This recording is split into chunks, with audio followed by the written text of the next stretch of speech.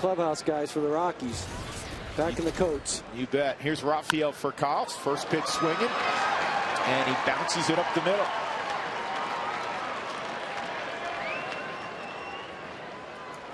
Well, it was a good pitch. That's the kind of sinker when Aaron Cook's on that usually induces the bouncing, the chopping ground ball. That one just found the middle of the diamond. So Furcal with the great speed is aboard. And here's Orlando Hudson. Game time temperature, by the way, kind of halfway between Phoenix and Chicago, 59 degrees.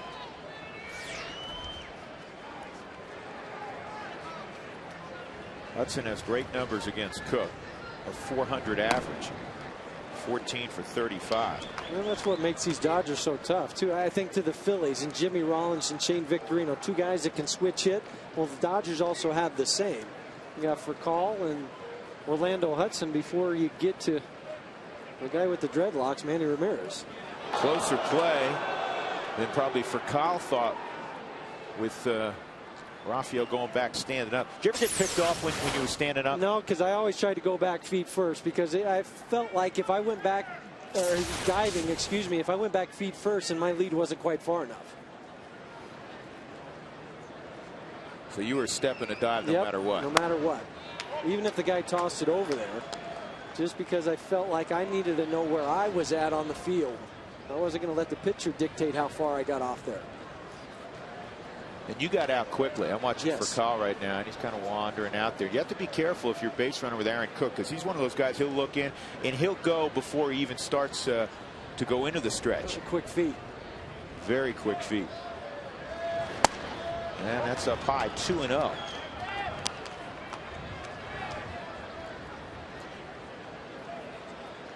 Great numbers for Rafael Furcal, and if you're above 75% as a base stealer, that's very good. And that's where, as a manager too, you can give guys like Furcal the green light. They have the experience and the speed to be able to steal a base when they need to or want to. They don't put him in motion here, and that pitch is not a strike either, so it's 3-0 on Orlando Hudson. And that's what we talked about, the 400 average against Aaron.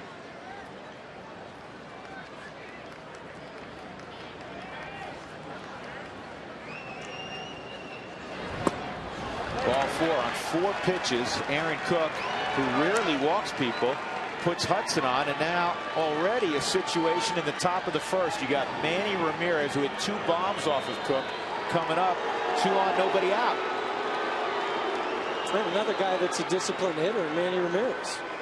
Yeah, you think a lot of things about Manny because he's Manny being Manny. He's a little goofy in the outfield. He can be goofy in the clubhouse. But you're right, he is very disciplined. Well, he knows the strike zone. And that's the difference between he and a lot of power hitters, is that he's not afraid to take a walk or take the ball that's outside and hit it to right center field. Also a pretty good double play candidate if Cookie can get the ground ball. Oh, it's sliced foul. Out of play. Well, this is last Saturday. These are 2 bullets. That was a slider on a 3-2 pitch, and he crushed it. That was home run number 1. And then he tried to get inside with that sinker, and Manny just plugged the hands in. Yeah, Manny's one of those guys that typically looks away with the fastball, react off speed inside. That time they tried to pitch him inside so much, he went ahead and opened that front side up and took it out.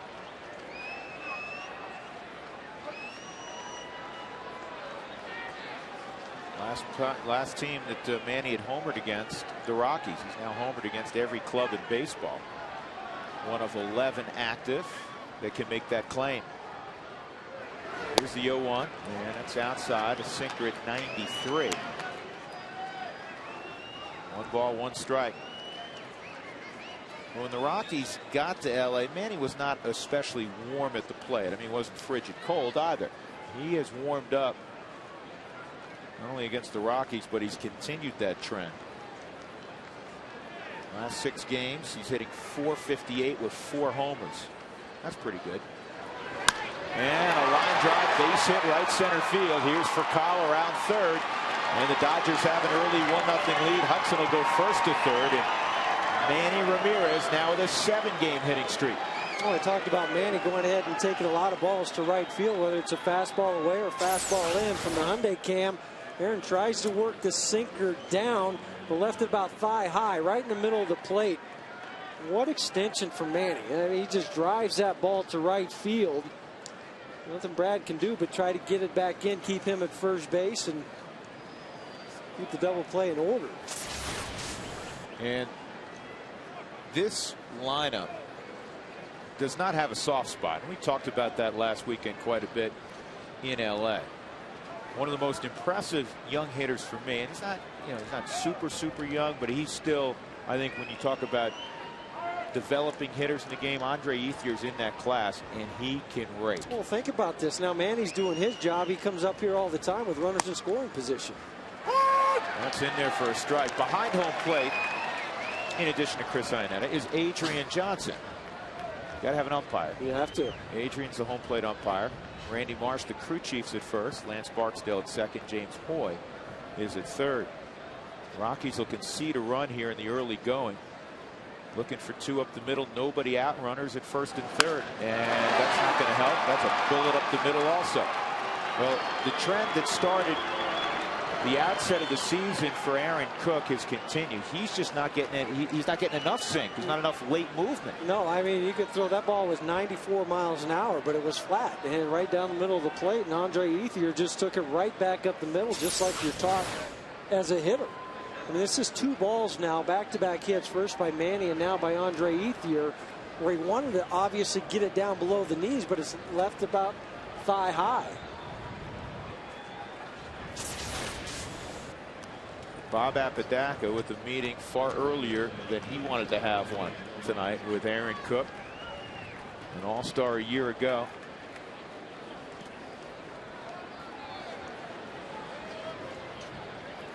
Just think about the rough ride for Cookie to begin the season. A little more than 12 innings and 3 starts. I mean, Aaron's a guy you just always penciled down to work into the 7th inning at least last year, and he's been averaging 4 innings and out. The other thing that is really glaring, you look at the numbers, the ground ball to fly ball ratio. Much higher this year, more fly balls and ground balls compared to the previous years. And James Loney takes ball 1. How about Loney? 69 plate appearances. He has struck out only 3 times. Just the middle of the order guy. Well, and that's the key. I mean, most of the time you think of guys like that, you're going to think of a guy like Juan Pierre, just a guy that's going to slap the ball over to the left side and lay down a few bunts. And Loney's a big guy. Bigger swing, and still has command of the strike zone. Dodgers had an 8-game winning streak after sweeping the Rockies. They had a day off Monday. They went to Houston, and the Astros took 2 of 3 against Joe Torre's club. Chad Billingsley ended the mini 2-game slide yesterday with 7 1/3 shutout innings. The Dodgers went on to win 2-0. Final 4 outs recorded by Mr. Broxton. It's the second time this year, once against the Rockies, that Jonathan Broxton has worked more than an inning to get a save. Well, that is the one soft spot for the Dodgers. Before they get to Broxton, that's been the area that they've looking to get some help, and Corey Wade's the guy that's on his way back for them. That's outside now. It's 3-1. It is a tough occupation pitching. You're just looking out there and you're saying, man, this doesn't look like Aaron Cook. Behind in counts, balls being hit in the air, on the line. Just because we're not used to seeing it. I mean, Aaron's never gone through one of these stretches before where he's can't get the ball down, constantly falling behind. Even that pitch there, 3-1. Up around belt high.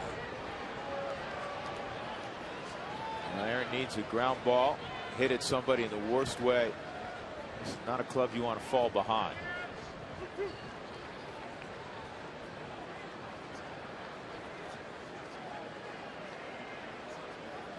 Rockies defense, infield and outfield, straight up with Loney. Here's the 3-2. Runners moving. Ball 4. Not close. And now they're loaded up for Matt Kemp, who last time the Rockies saw him was enjoying a 2-homer day that included a grand slam. You can't visit with Aaron Cook anymore unless you hook him. So Todd Helton comes over. Or Bert Keys to the game.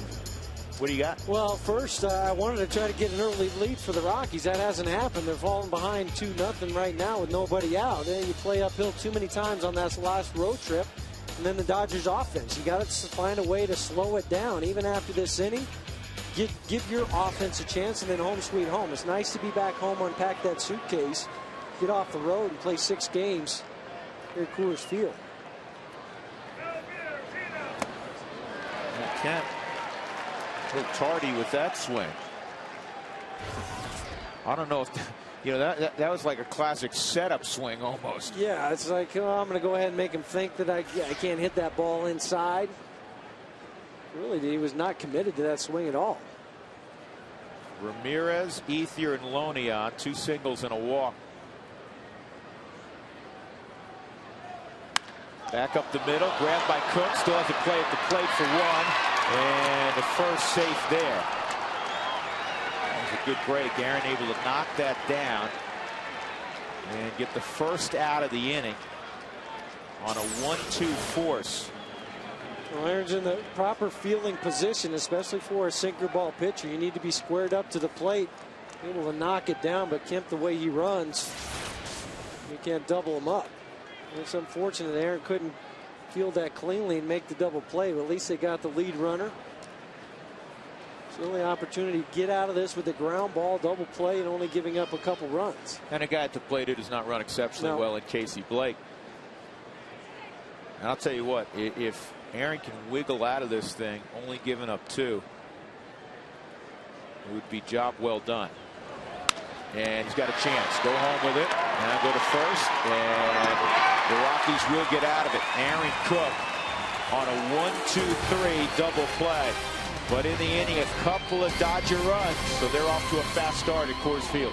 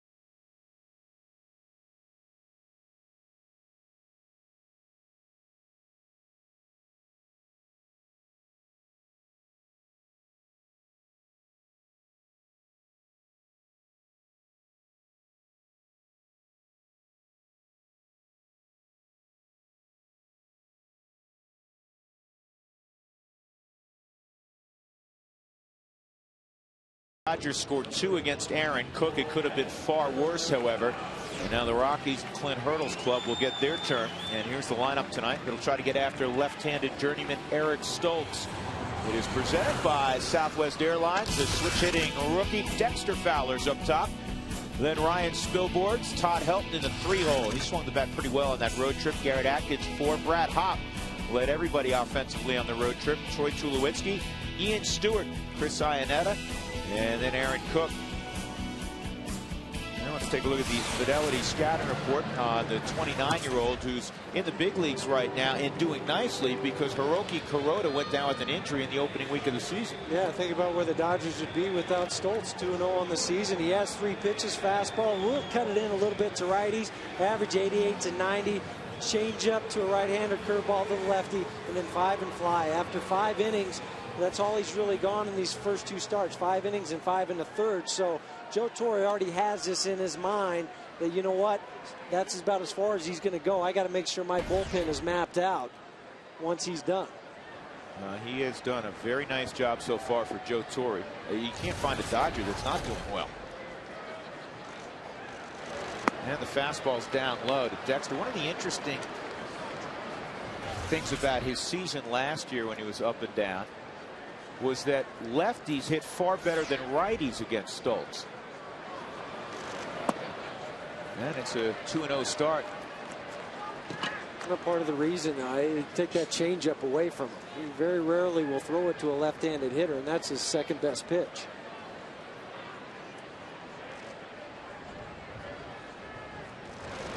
And a line drive, base hit for Dexter Fowler, and a wide turn. You know what? He's going for two, and he is in there with a double.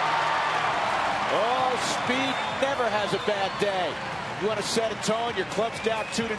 Well done, Dexter Fowler. Oh, fun to watch. I mean, the guy gets after it and goes hard all the time. Hyundai Cam, the 2-0 pitch from Stoltz right down the middle. Dexter just gets the extension, drives through it, and then out of the box. This is what makes doubles, folks. Because when you run hard, you know the outfielder's running away from second base, has to stop and plant, but out of the box, here's where he kicks it in. Right after he hits first base, he says, you know what, I can make it. Gets in there with a nice first slide in front of the tag of Hudson.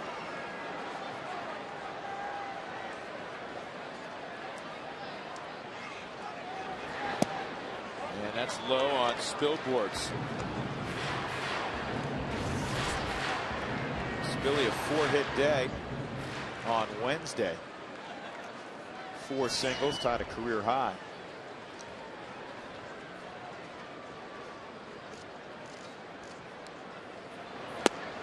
And there's that good changeup. 1 ball, 1 strike. Eric Stoltz is out of tiny Bethel College in Indiana, and he was a 2-sport star there, baseball and basketball.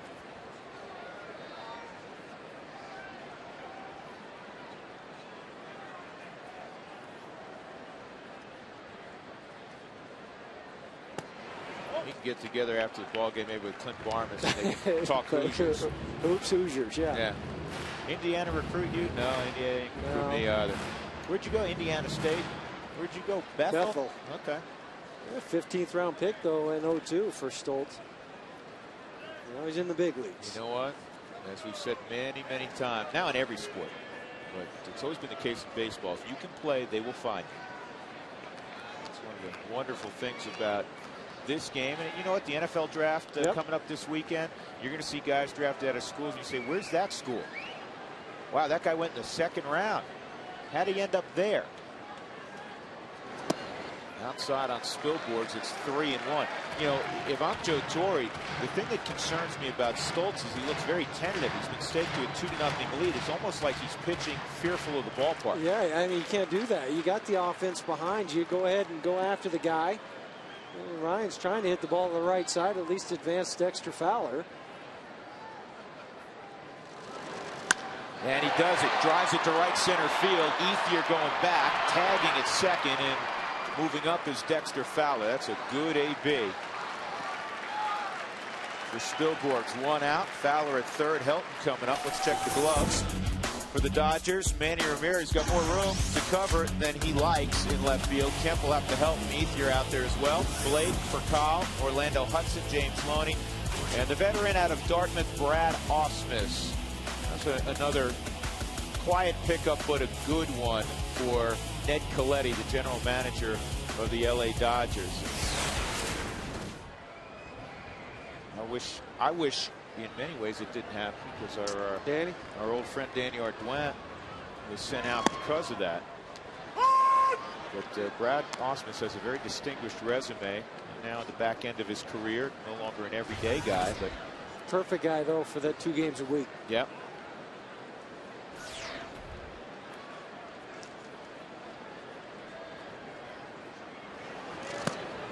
And that's in there also. You know who has the highest average with 2 strikes in baseball currently? Let me take a guess. Go ahead. It's a tough one. Does he wear number 17? He does. He plays for the Rockies. He's actually up right now. 271 in his career with 2 strikes.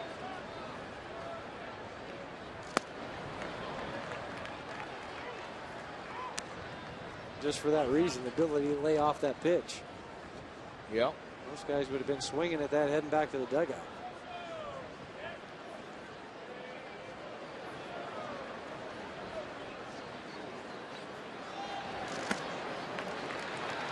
He's also got the eyes of a neurosurgeon. I mean, if you know what I mean, if you're going under the knife, you want that guy to have 20/10 vision, right?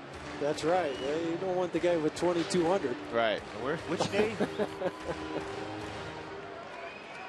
What instrument did you hand me? Is that the scalpel? Or the saw? 2 balls, 2 strikes on Todd. Fowler at third. Rockies trailing 2-0. And base hit up the middle for help. Here comes Fowler with the Rockies' first run. Todd's got his 9th RBI. Classic Helton at bat. Well, it was. And let's not forget about the job Ryan Spilborn did to get Dexter over to third base, allow Todd from the Hyundai cam to get that fastball about belt high and drive it back up the middle. And that's what you needed to do. After the Dodgers go out there and score 2 runs, you need to answer it somehow, or at least get 1 back, if not 2 this inning. Make a statement Exactly. this weekend against the Dodgers. I mean, the Dodgers are off to a great start. The old line, I think, applies. You're never as good as you think you are on your best day, and you're never as bad, perhaps, on your worst day. Rockies have not gotten out to a clean start. They've been poor in just about every department, which to me, Huey, is good news in that there's no way they're not going to hit better. Right. You would think there's no way they're not going to pitch better, both in the pen and among their guys in the rotation right now. And even defensively at times on the road trip, they were a little shoddy. You know they're better than that. So you say, okay, pause for a second, take a deep breath. And realize where you're at. You're at home now. Yep. Matt Kemp gets over there. And there are 2 outs as Brad Hopp will come up. Fans, feed your Rockies fever at Taco Bell. You know the drill. If the Rockies score 7 or more runs during any ball game, go to participating Colorado Taco Bell locations the next day between 4 and 6 in the afternoon, and feed your fever with 4 tacos for $1 with the purchase of a drink. That is a steal. Only 1 order per customer.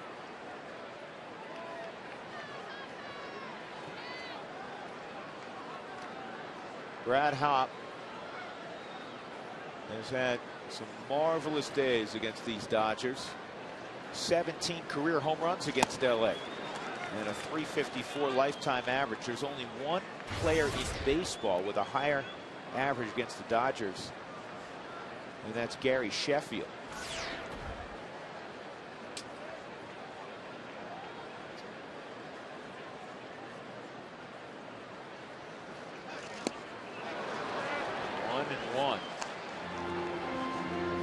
Change up at 81. Here's the list of the top 5. All good hitters, huh? Sheffield, Matt Holliday, Albert Pujols, who's off to a ridiculous start again, and the second baseman. Yeah, that's why they went out and got Hudson. He was wearing him out. You know what? Forget it. Can't beat him. Have him join us. It's good strategy. And Brad has his bat shattered, but when you're hitting .354, it's going to find a hole. Helton's going to cross second, go to third. Blown up bat, but Brad Hopp with another knock against the Dodgers, and they'll pass the baton now to Troy Tulowitzki. Well, you'll take him any way you can get him, and that bat went down as a hero. It did not hit it hard, just hit it where he's at, or not where they're at from the Hyundai can. That ball gets right off the trademark.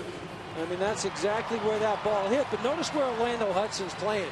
He's playing him way over in the hole, right over by first base. If he's in his normal position, that has a chance to be a double play ball. But Huey, you know this from playing so long in the middle of the infield. You're a slave to the spray charts. And when he hits the ball on the ground, he pulls it. When he hits the ball in the air, you pull it some, but he's going to hit a lot the other way too.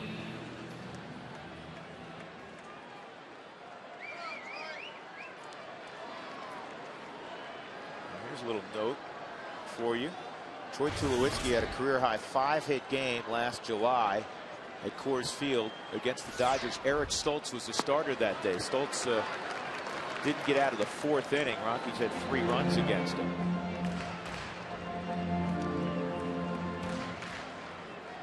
That wasn't that wild game, was it? Yes, it was. 16-10. Okay. That wild one? That wild one. There was a couple during the month of July. Was that the Florida? Yeah, the July 4th game against Florida. 18-17. Yeah. Rockies went for 2 late. Yeah.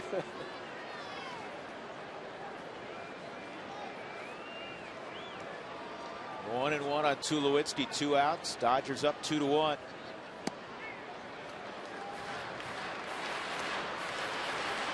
Watching Troy today during batting practice. Almost every single ball that he tried to hit was to right field, right center field. Really think about keeping that front shoulder in.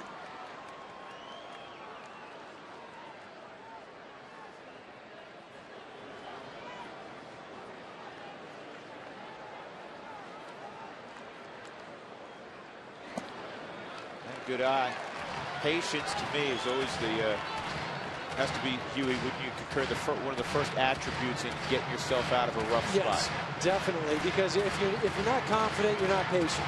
If you're not confident in your swing, you'll go up there and swing in the first couple pitches just to get out of the box. You're like, okay, I've had enough here. I'm probably not going to get a hit, but once you start to feel confident, you have that patience, now you get yourself into 3-1 counts. Stoltz was concerned that maybe the Rockies would have Hop moving 3-1. Not with 2 outs. Yeah, not with 2 outs. And now with a chance here with a guy who's been tentative. Fastball count.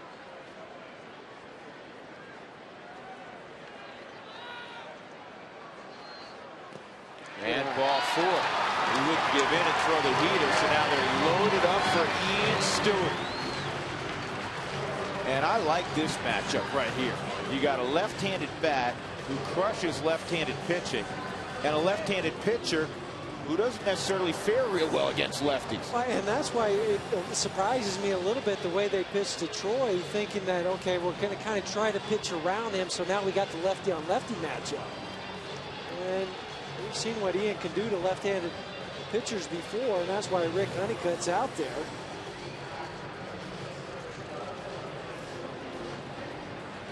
To talk to the young man. Well, how about this? We played a half-hour of baseball. We're not out of the first inning. Both pitching coaches have met their pitchers on the hill. Both pitchers have thrown well over 20 pitches. Stoltz has 24 now. Did you catch Adrian Johnson? Rick Honeycutt evidently had something humorous to say. Adrian was laughing as he was jogged back behind the plate. He probably said, hey, he looked up at the clock, see how long this inning's gone. Area the Rockies had some success this year is with the bases loaded. 364, 4 for 11. Stewart is 3 for 6 this year, left on left.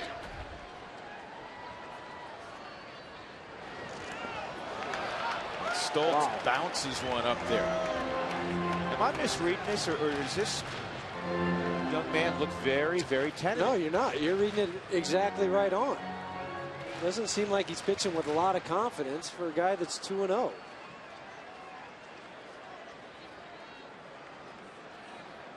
Helton at third, Hop at second, 2 singles there. Tulowitzki walked as this is fouled back.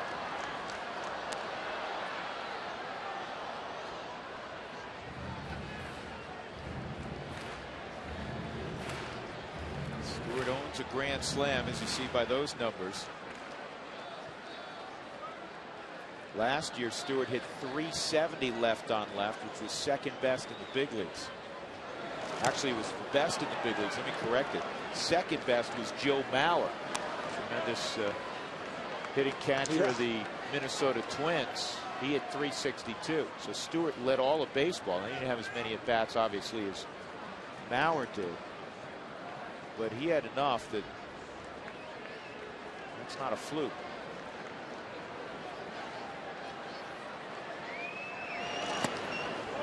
Close. They tried to go back to the old Yogi Berra, stand up a little high and get that high fastball.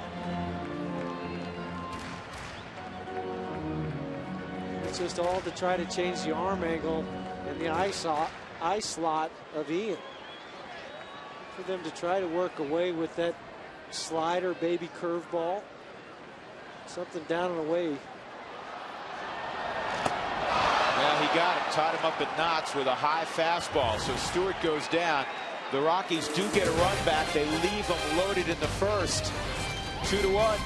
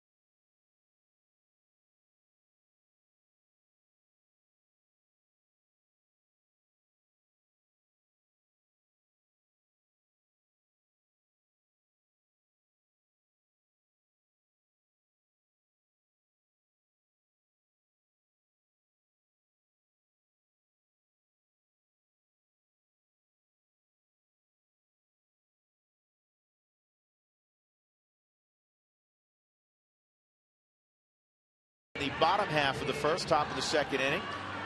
Aaron Cook is set to go. Joe Torre with our Geico quote of the day. When we lose, I can't sleep at night. When we win, I can't sleep at night. But when you win, you wake up feeling better. Now, you know what? That was when he was managing the Mets. And I attribute this, Joe, it's not your fault. I attribute this to the fact that he had been around Yogi Berra. It's not your fault, Joe. So, yeah. I thought maybe it was the Italian food he had late at night. Well, if you wake up, one would assume you were asleep. Right? That's what you would think, yes. Yeah. So, if you hang around Yogi long enough, the Yogi-isms will come off. Yep. You too become the king of the malaprop. 1 ball, 1 strike. I mean, look at Frazier. Right? There you go. George, I hope you're looking in tonight. You got a smile. You know it's true. Outside 2-1 on Brad Ausmus. 8-9-1 for the Dodgers in the second inning. Aaron thought he wasn't finishing his pitches, and therefore he wasn't getting the sink he's used to. That was a pitch that had a lot of sink. Tulowitzki rips it to first, and Ausmus is retired. And that'll bring up Eric Stoltz. That was a little bit better pitch sequence to Ausmus to get it down and to get him to roll over on the ball. But I go back to that first inning, being able to get out of that inning. Bases loaded, nobody out. 2 runs already in, and then get the 2 comebackers to you. That inning, you're sitting there watching that thing unfold, and you're wondering if there's going to be a real ugly number up on the board. I mean, a 4 or 5. 4 or 5, 6. To his credit, he was able to get out of that and limit the damage just to 2. And you know what? Eric Stoltz at the plate could say the same thing, because he was tentative out there. He has the bases loaded. Ian Stewart at the plate, and he made a pitch to strike him out. And now it's 3-0.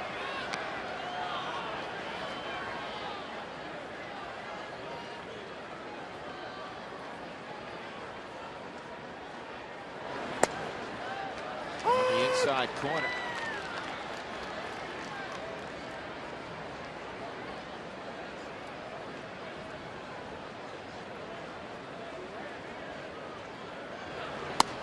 Ball 4. Wow.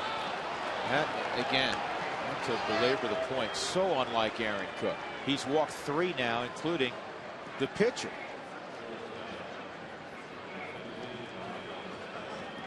Rafael Furcal coming up.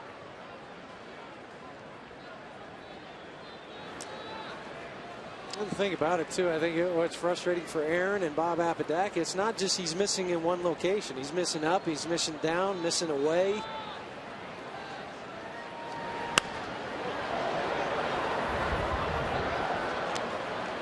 got a guy at the plate now, and for a call, very difficult to double up. Hits from the left side right now. Get out of the box a step quicker. Yeah, I hate to say this. The more you're in this game, around this game, you realize that numbers in March can really be misleading. And I say that not as a slight of Aaron Cook. I'm saying it more along the lines of the two best starters for the Rockies so far this year have been Jason Marquis, who, and he'd tell you, was awful for most of the spring till his last start or two. Jorge De La Rosa, who was flip a coin. Yeah, he had a couple of really rough outings in the spring, and he's been, by and large, very good.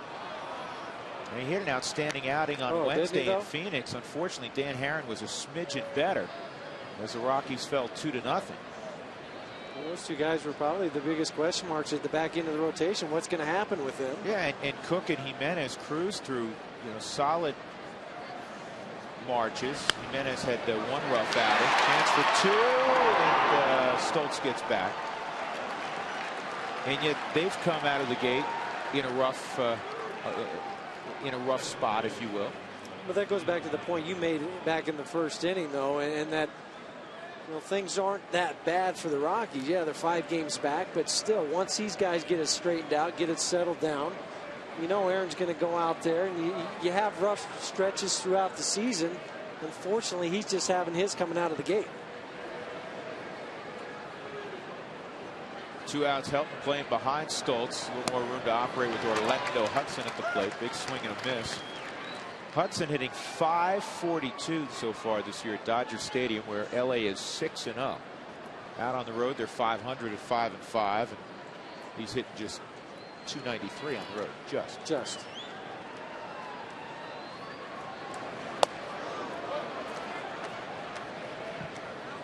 Out of Darlington, South Carolina, Orlando Hudson, big NASCAR fan. If you grew up in Darlington, you have to be a NASCAR fan. Yeah, absolutely. Darlington Speedway. You ever been there? Nope. Neither have I just like saying. Yeah. There's some NASCAR. I agree. There's some places that Darlington's one of them. They kind of roll off the tongue. Now what's the one in Alabama? I'm forgetting. There's Talladega. Talladega. Yeah. Talladega's great. Made a movie about that. It's one of my favorites. 1 ball and 2 strikes. Shattered bat, and that goes foul. That was a good pitch. Well, and that's the one thing we haven't seen from Aaron too often this year is the shattered bats. How many times last year would we see him go out there, break 4, 5, 6 bats per ball game? Regular occurrence. Yeah.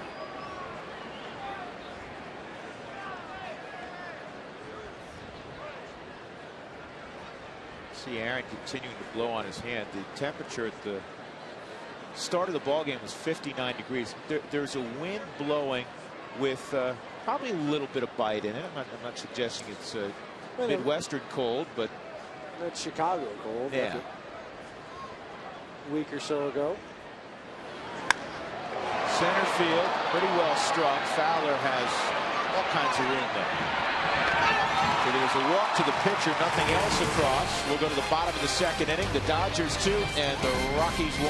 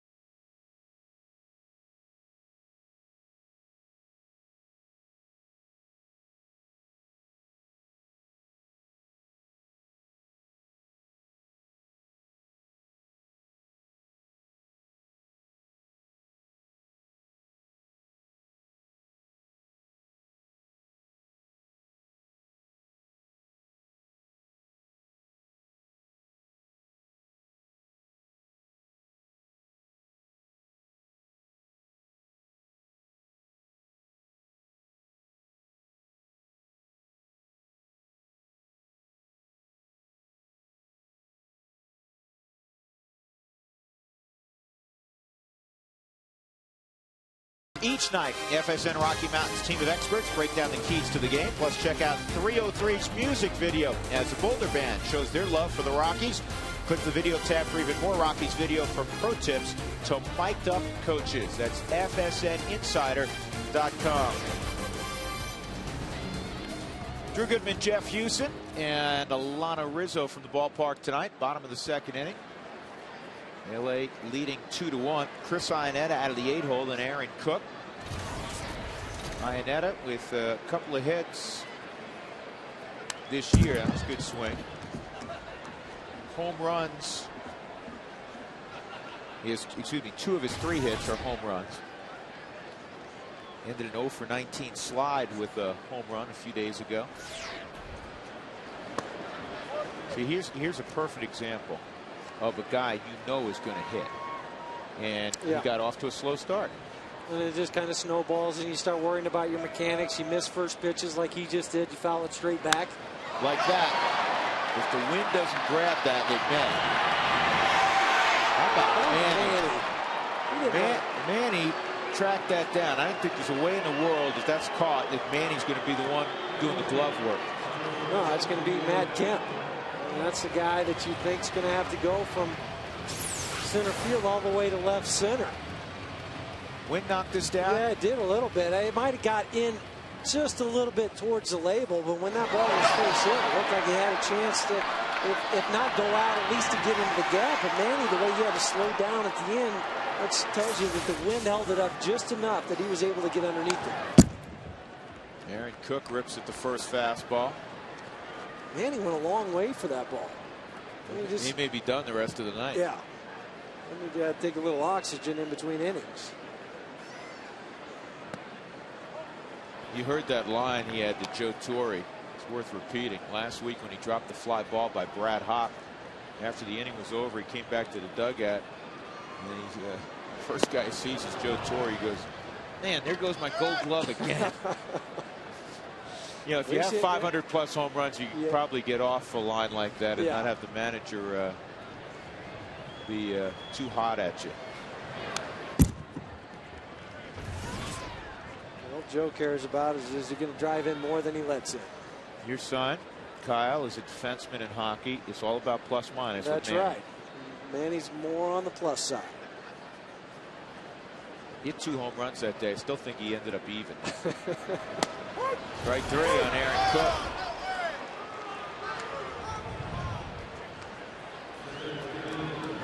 I'll bring up Dexter Fowler. He got the Rockies going in the first inning with a lead double on a line drive. Basically to center field. I mean, Matt Kemp had to run pretty hard to his right. But I think for just about everybody in the ballpark, save this kid, it's a single. Yep.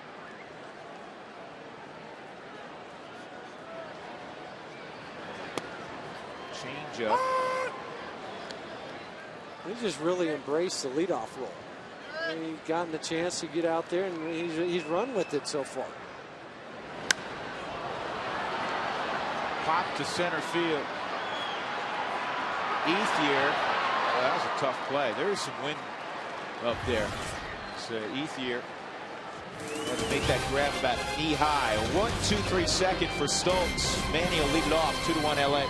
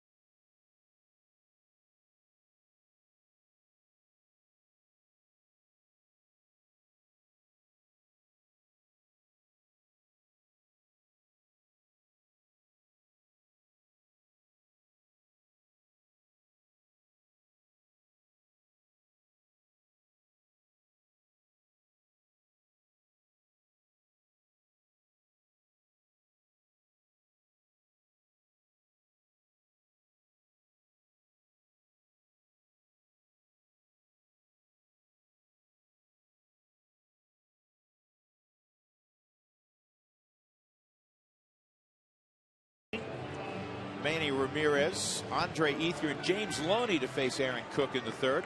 If your windshield's chipped or cracked, don't wait. Call Colorado's #1 team, Elite Safelite Auto Glass, 303-287-5000, or visit safelight.com.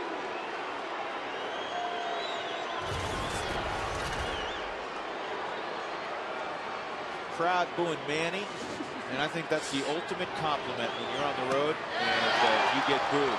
That was the best sinker he's thrown tonight. And that is nice to see. And that has been, because it dropped about 6 or 8 inches when it got to the plate.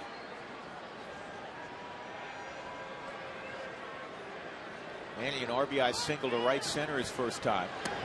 And that wasn't located as well. But Manny wasn't close to hitting it. They wanted the ball down and away, Aaron and Chris, and left out over the middle part of the plate. And Manny's swing got really big on that one. That's why he took a walk. Gave himself a hitting lesson in about 12 seconds. Here's the 0-2. He went right after him and struck him out. No messing around. Aaron Cook fans Manny Ramirez. First punch out of the ball game for Cook. Well, originally Chris had called for a slider down and away. Aaron shook to the fastball. And I'm going to try to just rear back and beat him, and that's what he did. Just a 4-seamer right above the hands. Manny was tardy and heading back to the dugout. And Manny looking back, just checking with Adrian Johnson. Hitters will do that all the time. Did I swing at a strike? And I mean, he nodded. He knew he did. Aaron just beat him. That's a good location there, too, on Andre Ethier. The only place Andre's going to hit that is where he did. He's going to pull it hard foul. Ethier, a line single to center that brought in a run. Ethier with 18 RBIs. Top 3 in the National League in that department. You'll never guess who's leading the National League right now in RBIs. I can't. Go ahead and tell me. Pujols. Huh. That was a shocker. Yep. Yeah, Ethier already has 2 4 RBI ball games this year and 1 3 RBI game. Just missed off the corner. He's got 9 ribbies, half of his ribbies this year against the Rockies. There's Albert and his teammate Ryan Ludwig. So give him another RBI. He's tied with Ludwig. The reason the Cardinals are leading that Central Division right now. They're leading all of baseball right now and hitting at 303, and the Dodgers are second at 293. Here's the 3-1. Dodgers are also leading the National League in walks, and they've accumulated 3 more tonight. Yeah, that's the key for me. I saw that stat too, Drew, and I was like, wow, that's part of the reason why their on-base percentage is high, their RBI numbers are high, because it always has traffic out there. And people think, yeah, it's Manny. Well, Manny has a big part to do with it, but then when he's out there, the other guys have to drive him in. Well, I mean, think about this. Coming into the ball game, Manny had a dozen RBIs. He's got 13 now. Ethier has 18. Loney's thrown out 11. Kemp had more RBIs, 14. Casey Blake, despite a 240 average, 4 home runs, 11 RBIs, typically hitting 7th or 8th. So, yep, they're getting it done up and down the lineup. Here's the 3-2 again. And a good job by Ethier as Cook had that outside corner painted. We talk about Ethier, and I know what Jeff Kent said last year, and Jeff Kent's a great hitter. But there's something about hitting behind Manny Ramirez. The number when we were in Los Angeles of the hitter right behind Manny. Actually, let me correct that. Right in front of Manny also has a big effect. Was hitting 368. That was as of about 5 days ago. Right. So it's probably gone up since then. Hey, you don't want to put that guy on. No. Get a few more heaters. Manny doing some grooming. And that ball cuts inside. So Ethier walks 4 walks in 2 1/3. Allowed by Aaron Cook. 1 out, 1 on, and here comes Loney, who walked himself his first time up. Yeah, Aaron only had 4 walks in the 12 1/3 innings coming into tonight's ball game. Here, you know that that when you're accumulating walks like that, guys are taking good at bats. They're seeing the ball well.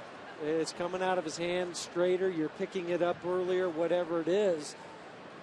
And guys are in, especially Ethier. Fouled off a couple pitches and then took a one inside.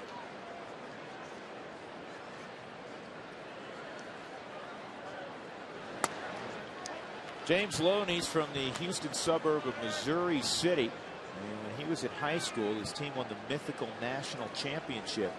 And he was a two-way star for them. He was one of the top high school pitchers in the country as well.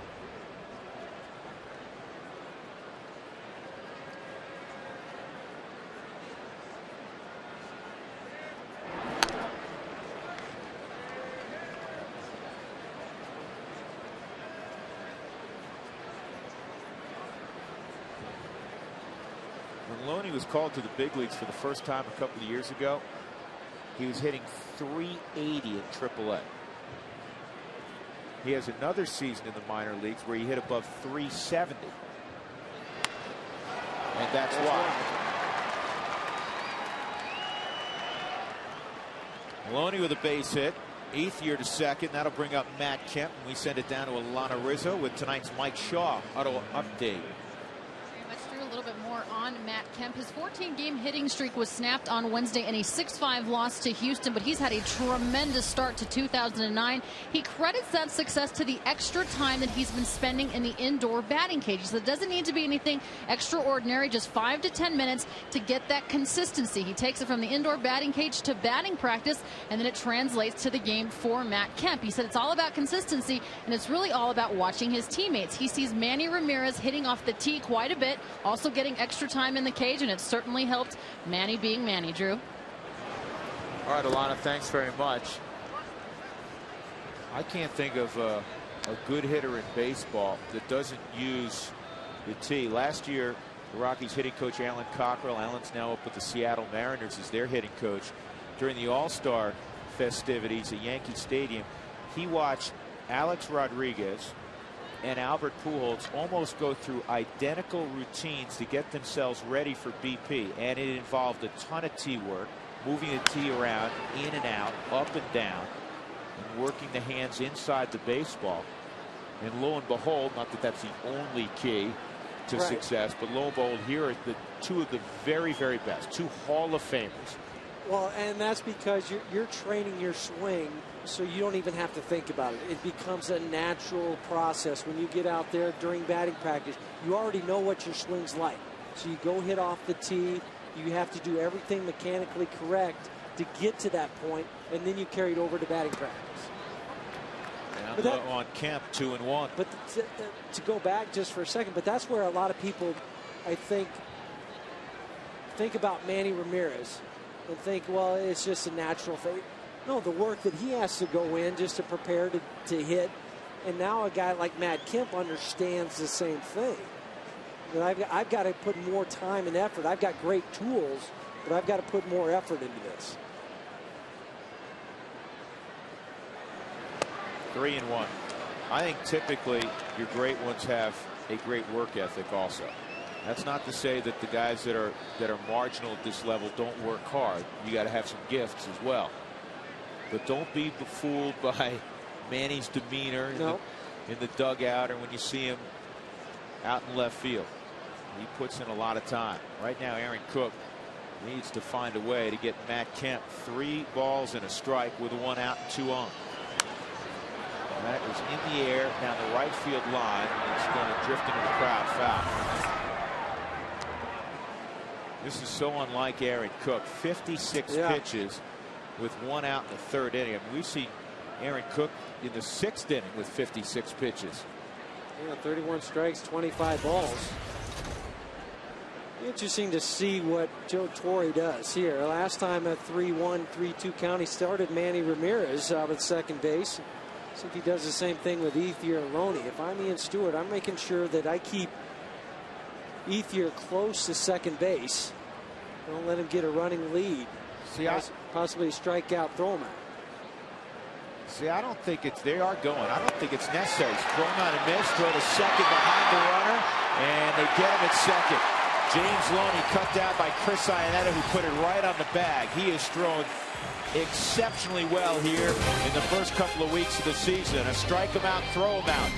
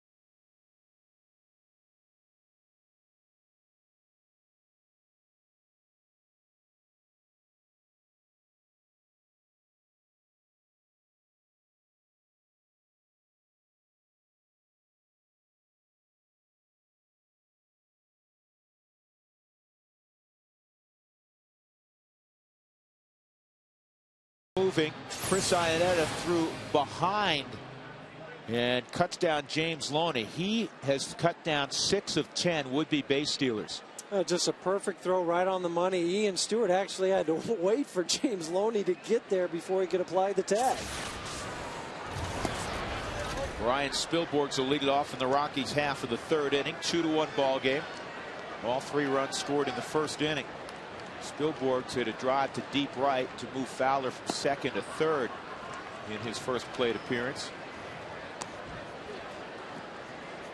I think there should be some sort of stat for that. I mean, he gets an 0 for 1 and a hang with him, but that's why they got the 1 run. Or part of the reason why they got the 1 run. Well, I know most hitters would concur with you. That's why I said it. Yeah, you are a hitter. It's not lost on your teammates. No, it's not. It's not lost on the manager. It's not lost on the stats that both Don Baylor and Clint Hurdle look at, those quality at bats. 3 O's in there, 3-1. See, the Rockies can flip this around on Eric Stoltz. They had him in real trouble in the 1st inning, and now the leadoff hitter Spilborghs to 1st. With Todd Helton coming up. This date in history is brought to you by Dex. Dex knows. Well, April 24th, 1998, Dodger catcher Mike Piazza ties a major league record, hitting 3 slams in April. The following month, Piazza will be traded twice in a span of 8 days. First to Florida, and then on to the Mets. When Florida made that deal, they basically knew that they were going to do a deal with New York shortly thereafter. So I think Mike lived in a hotel room for a couple of days, sent all his stuff from LA to New York.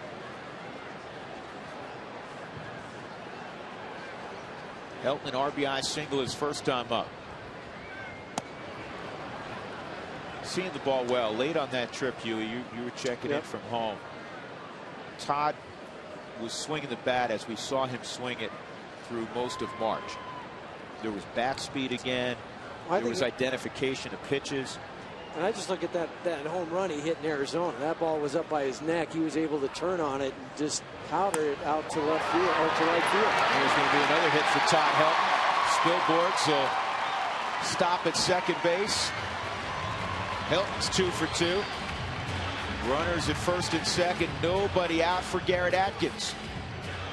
A changeup from Stoltz just leaves it up just a little bit. And Todd with the classic swing And the side swing gets out on that front side, keeps the hands back, and drives it to left field. And a lot of times on that changeup, especially from a lefty, you'll get out in front of it and roll it over for the double play. Atkins hit a fly ball to center field his first time up.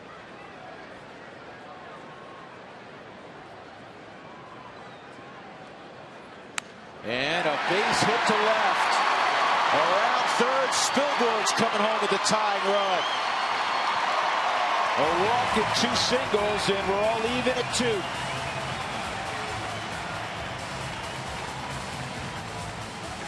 Seventh RBI for Atkins.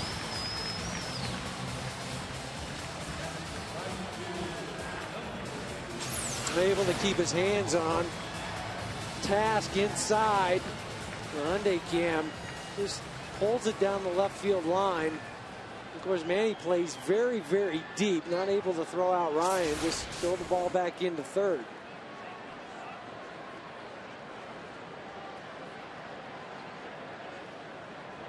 Brad Hopp had a broken bat single up the middle his first time.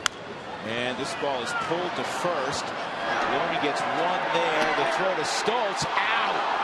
That is the toughest double play to turn. 3-6-1. Stoltz was a little late getting to the bag. Well, that's why I didn't think they'd be able to turn it. I mean, he did not get off the mound very quickly, and now all of a sudden at the last second he said, oh, you know what, I need to get over there. Loney makes a perfect throw to Furcal. Furcal can now catch it and clear himself from the runner, but it's a very difficult play for the shortstop. Because you're trying to throw and hit a guy running towards the bag at full speed and able to just get the toe of his spike down onto the bag. Boy, that's all that work you do in spring training carried over, but what a throw from Furcal. Yeah, on one hand you say did it because Stoltz was late. Tulowitzki with Helton at third. Tulo walked his first time up.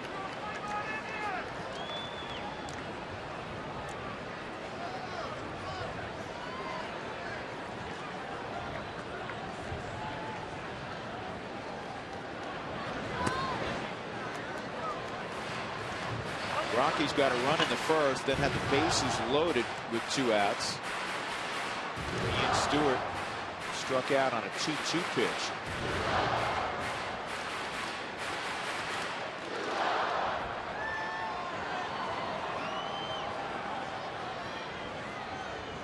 Good Friday night crowd for the Dodgers. 2 balls and a strike. Rockies set an opening day record, more than 50,000. A great crowd Saturday night as well. Sunday they were hurt a little bit by the weather. It was very cold Sunday against the Phils. This is just home game number 4. Oh, what a difference a week makes too. You were out in sunny LA. It's nice out there, and had 20+ inches at my house last Friday. You got it all cleared out? Well, yeah, it's all gone now. All right. I sent help. Yeah, right. 3 balls and a strike on Tulowitzki. Outside, Tulo walks again, and here comes Ian Stewart.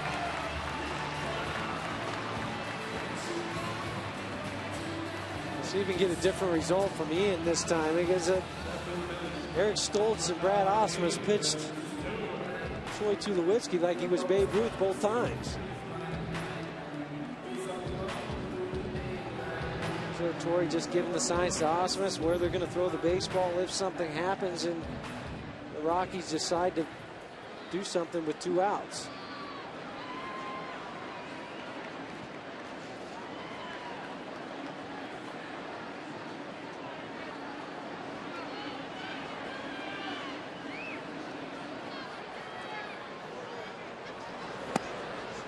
In there for a strike.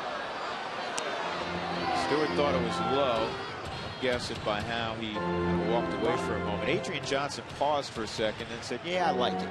Yeah, and that's what's frustrating for a hitter. If he calls it right away, then you think, okay, instead of waiting just that half beat before you make the call.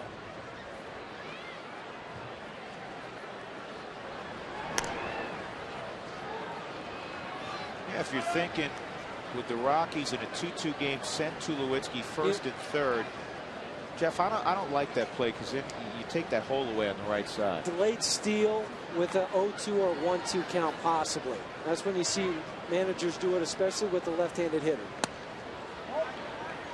Trying to steal the run. Lou Piniella was famous for that. You don't have the right combination in third, though, with help. Right. A guy with a little bit and then you're more speed. Right, and then you're taking the bat out of the hands potentially of Stewart. No, I agree. I wouldn't do it here, but that's what managers like to do. Yeah, sure. 2-1. Another thing that factors in too is Ian's ability with 2 outs and runners in scoring position so far this year. 3 for 9. And I know he didn't get it done his first time.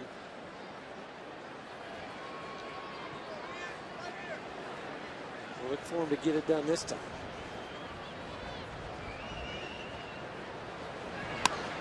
Driven to left, and Manny does not have to move. And he makes the catch, which is always a 50-50 proposition with Manny. Well, kept the inning going. Spilborghs comes around and tied up.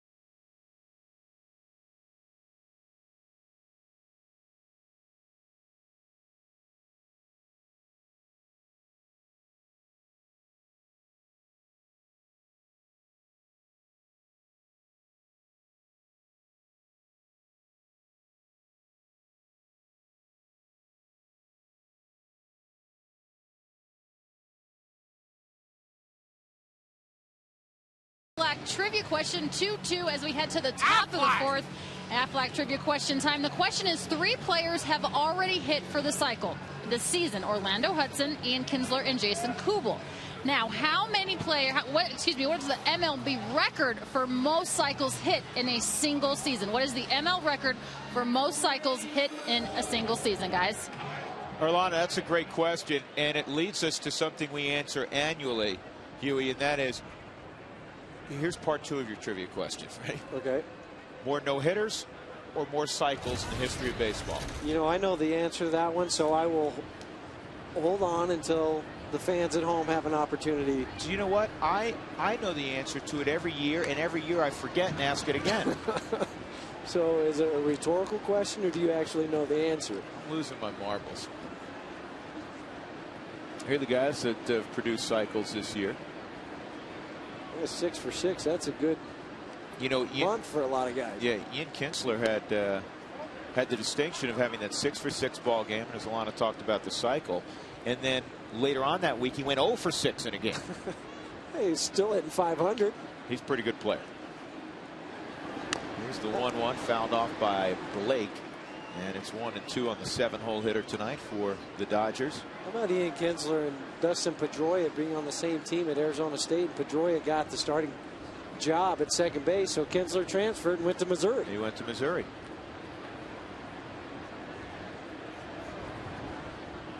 Cookie get hurt there? I think his spike caught. Okay. He's all right. Thankfully. Yeah. Watching Franklin Morales warm up the other day, and all of a sudden he has to leave. It looks like he'll be out at least a month. The starting pitcher has any kind of injury. Oh, nice play. That's a real good play.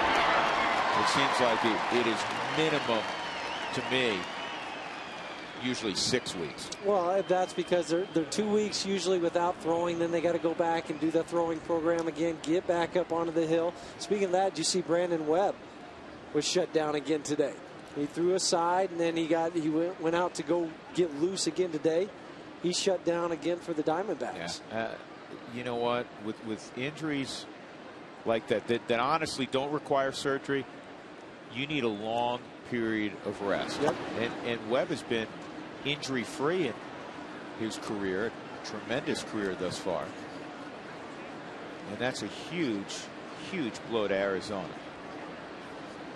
Especially, look at the way Herron's throwing the ball. Oh. They've scored 4 runs. No, excuse me, 3. They've scored 3 runs for Dan Herron in 4 games. He's 1-3. He's the best 1-3 pitcher in the history of baseball. And tonight, nada. Nada. They're facing a pretty good one tonight.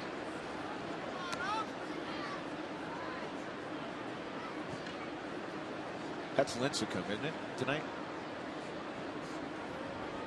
Yes, it is. Here's the 2-1 on Ausmus. Fouled off, 2-2. Just a couple hits in the ball game for the Giants and the Diamondbacks. 2 hits apiece. You know, I know Lincecum had that rough outing. His last 2 have been good. I saw his strikeout to walk ratio today. Still pretty good. 27-5. 27 punch outs, 5 walks. Virtually 5.5 to 1. You show me numbers like that, and I will show you a pitcher that's going to win a whole lot of baseball games. That's why he won the Cy Young. Those numbers were a lot like that last year. 3-2 on Ausmus, who bounced to short.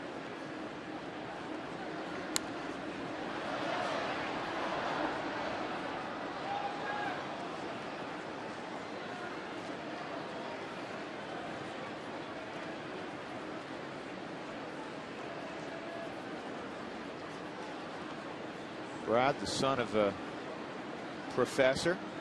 Obviously, he was an outstanding student. Went to Dartmouth in Hanover, New Hampshire. Here's the 3-2. And this is in the air to shallow right. Brad's got a long run, and he comes under control and makes the catch. With 2 outs, Eric Stoltz will come up. Today's injury report is brought to you by the Exempla Lutheran Medical Center.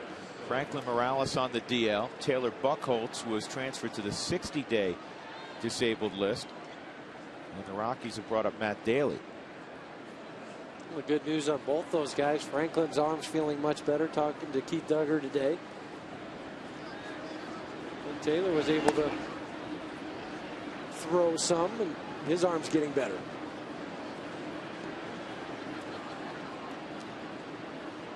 Stoltz walked his first time up. Aaron with 4 walks in the game. We'll turn to Doug Marino and say, when was the last time?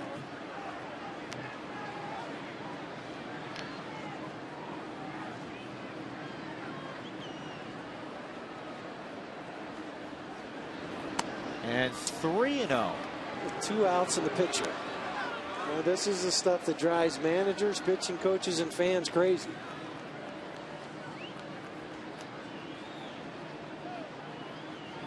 And that's not even close. Eric Stoltz on 4 pitches walks, and now it's 5 walks.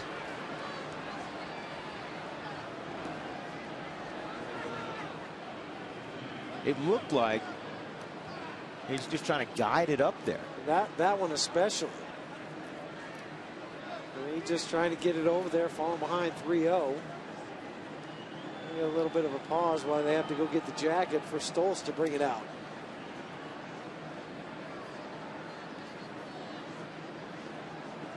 Oh, come on, Eric. You have a good lather going. You've been running around.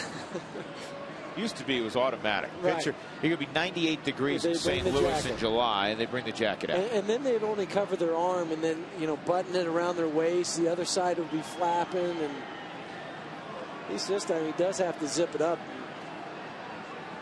and wear it like a normal jacket. Now it looks like a Little League game where everybody's wearing one uniform. One kid's got a sweatshirt on. That's in there for a strikeout for Cole. 1 for 2. Raphael lined out in the second inning to short. Last 4-walk game, and now it's a 5-walk game, was last May against Arizona at Chase Field. The last 5-walk game, 2004.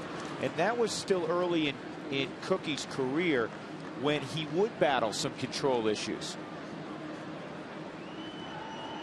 But Aaron typically has some of the best control among starters in the National League. 1-1 is fouled back, 1-2. The problem now, you're getting up there into the pitch count range. You're already at 75 pitches, and you're in the 4th inning. Yeah, you can go out there and pitch 110, 115 pitches. The good news is, with yesterday off, the bullpen's all back intact and rested. You know what the Rockies have to fall into this time of year right now? The way things have started, scuffling offensively on the hill. It's got to be find a way mode. Definitely. It may not be pretty for a while, but find a way. Just win. So any way you can, whether it's a slugfest, 12 to 11, or try to scratch out a couple runs and somehow keep the other team down. Here's the 2-2. In the air down the third base line. Atkins, Tulowitzki, and Tulo drops the baseball. Tough angle. And I don't know if he was bothered by the presence of Atkins. He called him off late. It's easier for the shortstop to get there. Does that ever happen where the third baseman, his presence can affect you? Yeah, a little bit, because that ball just hit him right on the heel of the glove. Once you hear as a third baseman the shortstop say, "I got it," you need to peel back towards the infield. You need to get out of there, plant on that right foot, and get out of there so you don't feel like there is going to be a collision. Now, I'm not saying that's what happened, but as a third baseman, that's what you need to do. The official score, if he so desires, can give an error for what's known as a delay of game.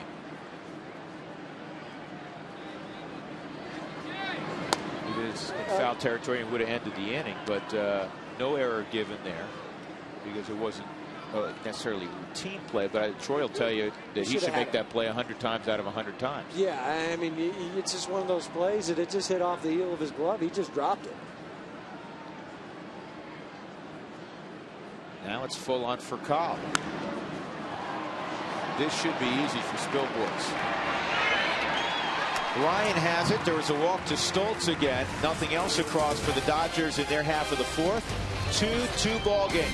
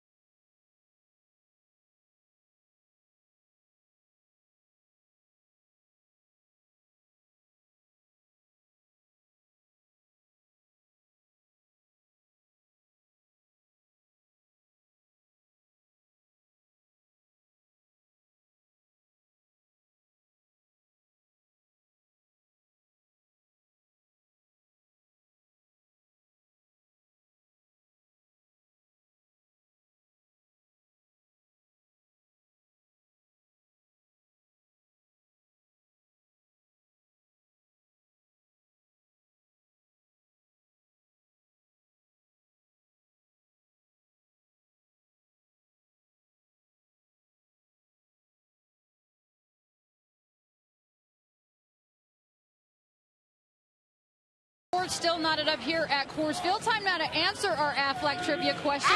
First, the question was, what is the Major League record for most cycles hit in one season? Now, 3 players have already done it this year. Orlando Hudson, who's in the ballpark, Ian Kinsler, and Jason Kubel of Minnesota. Guys, do you have an idea what the record is for most in one season?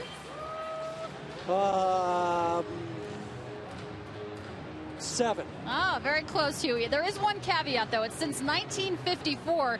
The record is actually 2 different years, 6 times back in 2004 and 1976. Huey, very, very close. So I get an A- then, right? A-, okay, yes. Thank you. That's like a 3.9 instead of a 4.0. I'll take that any day of the week. All right, guys. Chris Iannetta steps up, and Eric Stoltz goes to the curveball. It's inside. All right. There have been 260 cycles, and there have been 227 no-hitters. I did know that answer.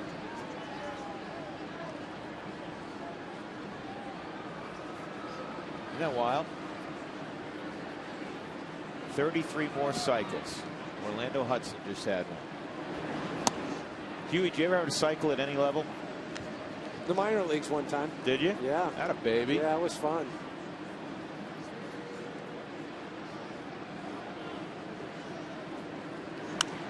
This ball to right center field, get down. And it gets under the glove of Ethier. Kemp's got to pick it up. Iannetta to second with a double.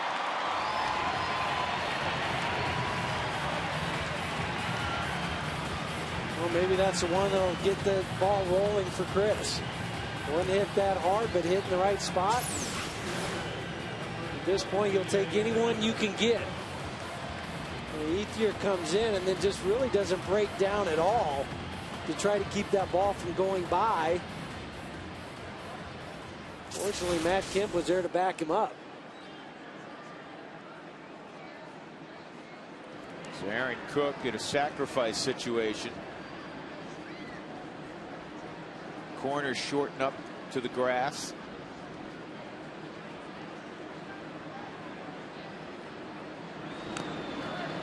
Oh, and 1. Something about catching and struggling with the bat in the first couple of weeks of the season. Chris is not alone. Giovanni Soto, last year Rookie of the Year in the National League, starter at catcher. The Yankee Stadium's hitting 103. Chris Snyder of the Diamondbacks hitting 115. Jason Kendall 132. Brian McCann 195. Even Russell Martin, who's had the evening off so far, at 226. Jason Varitek re-signed late with the Red Sox, 236. It's a tough position. You got to worry about your pitchers first and foremost, and then your offense second. Yankees leading at Fenway 4-2. That's the first matchup of the year between the Pinstripers and the Sox. Job at Chamberlain against John Lester in that matchup.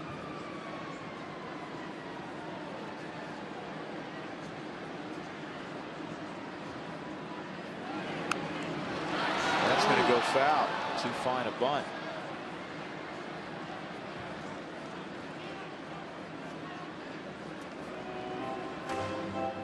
Hey fans, don't forget, teachers, you can bring your students and join Steve Spangler and Kathy Saban from 9 News and Dinger for a great educational opportunity before the game on Thursday, May 7th. There'll be lots of cool science and even a world record in science experiments. So teachers, register your class by calling 303 Rockies before April 28th.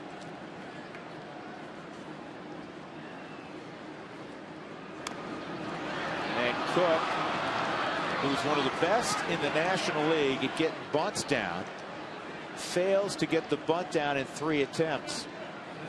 You just don't see that from Aaron. You know, last year he had 16 sacrifice bunts. Only Ryan Dempster of the Cubs had more. And so far this year, Aaron's failed to get a sac bunt down.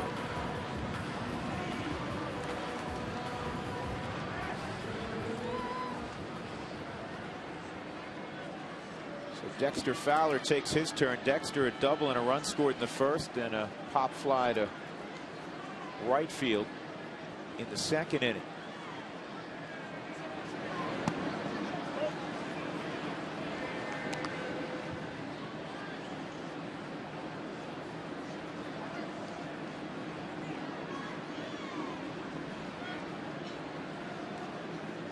Dexter 3 for 14 right-handed.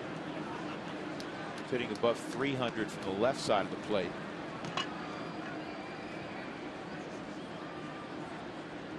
Fowler has the distinction of never having played an inning of baseball at the AAA level.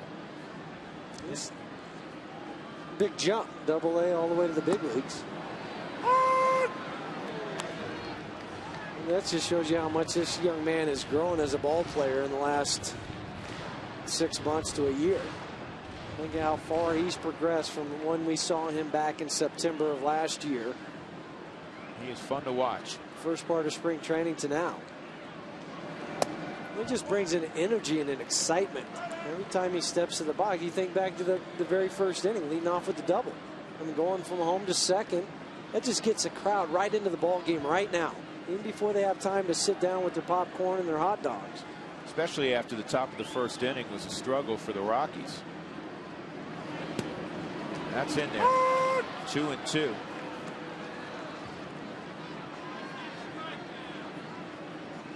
Next pitch will be number 70 for Eric Stoltz. Iannetta, leadoff double. 1 out. He's at second. He represents the go-ahead run. And Fowler hits it in the air to right field.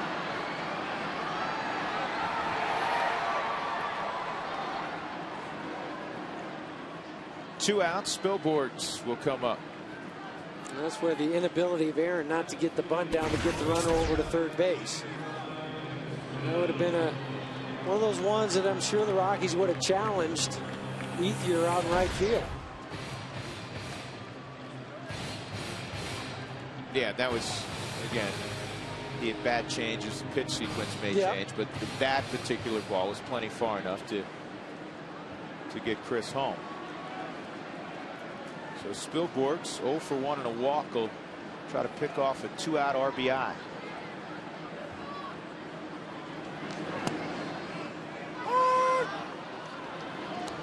Rockies in the midst of 19 in a row against NL West opponents. They're just 3-6 so far. 3-3 against Arizona, 0-3 against these Dodgers.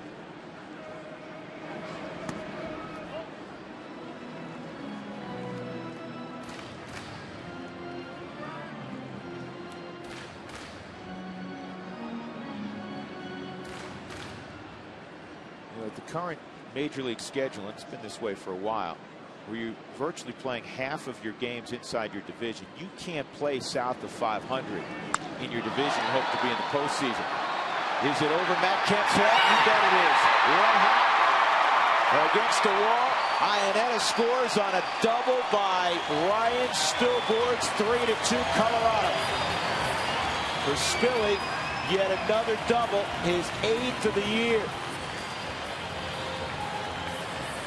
Get a chance to check out from the Hyundai cam just the swing of Ryan Spilborghs. The side swings, hands go back, little leg kick, and then the drive through the baseball. And this is what kept Matt Kemp off guard. When that ball was hit right over the top of his head, he froze for a second, did not get a real good jump on it, not realizing how far that ball had traveled.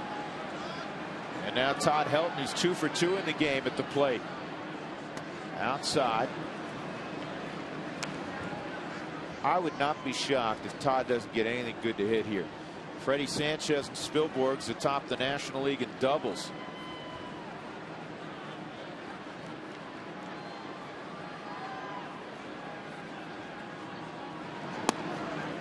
Two and 0. On that list, you see Joey Votto was on that list. He was also on the list for RBIs. And he's a good player that a lot of people don't know about for the Cincinnati Reds. And the Cincinnati Reds have a nice pitching staff. Orang is bouncing back in the early going from a rough 2008. And you got Bruce, Votto. And this ball's popped up. Get out of play. The wind will take it. But Volquez, Johnny Cueto won his last start. That is an improving team. How about the Pirates? Oh, my. Pirates off to a nice start. Well, they already have, what, 4 or 5 shutouts and starters for the Pirates? Amazing. John Russell, manager, former teammate of mine. Actually caught a no-hitter of Nolan Ryan's. We've got 20 of those, right? Just 7 guys. 2-1. That's a strike.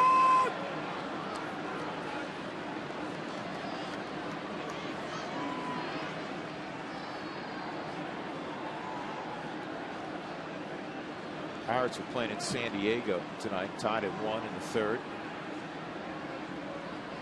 2-2 on Helton. Spilborghs with good speed at second. 2 outs, 3-2 Colorado. That was just in case. Well, that's just the old flick of the wrist. You know, I don't quite like it. I'm going to just go ahead and foul it off. Yeah, maybe a strike. Yeah, who knows? Hey, see Todd looking back at Adrian Johnson. Is that there?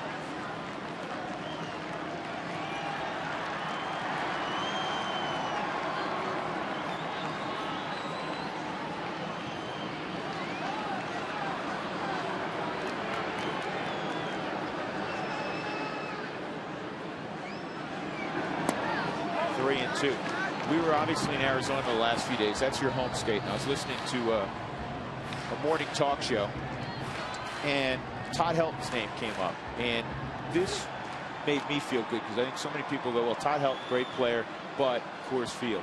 And they were talking about his Hall of Fame credentials. And they believe, despite Coors Field, that he's a Hall of Famer.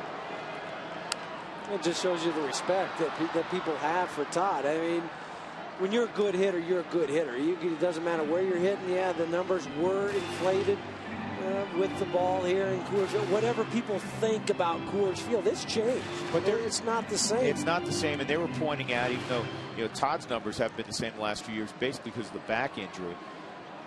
But they were pointing out he's still a .430 career on base percentage.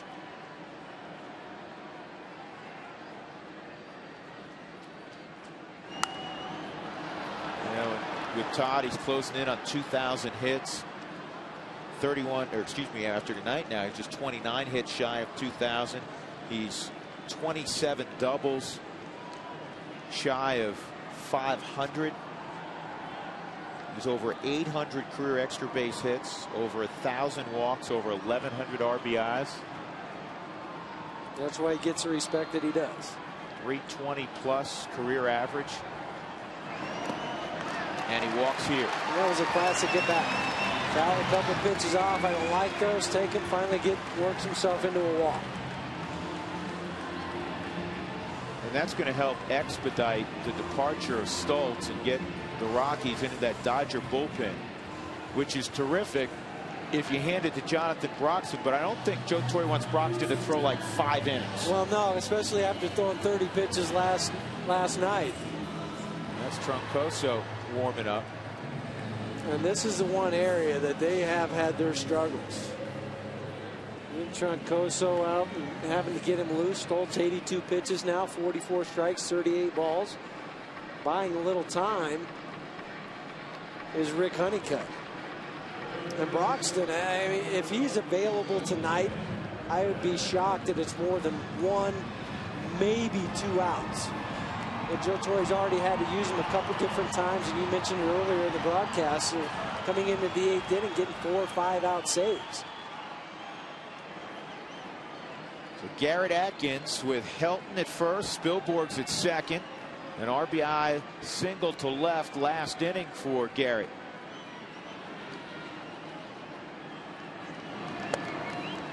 That's a strike. He feels like his at-bats have cleaned up. He feels like he's seeing the ball better, more comfortable at the plate. Doesn't necessarily have all the results to show for it, but that's part of the process of hitting. That's the first step. You got to take the baby step to get to that final product.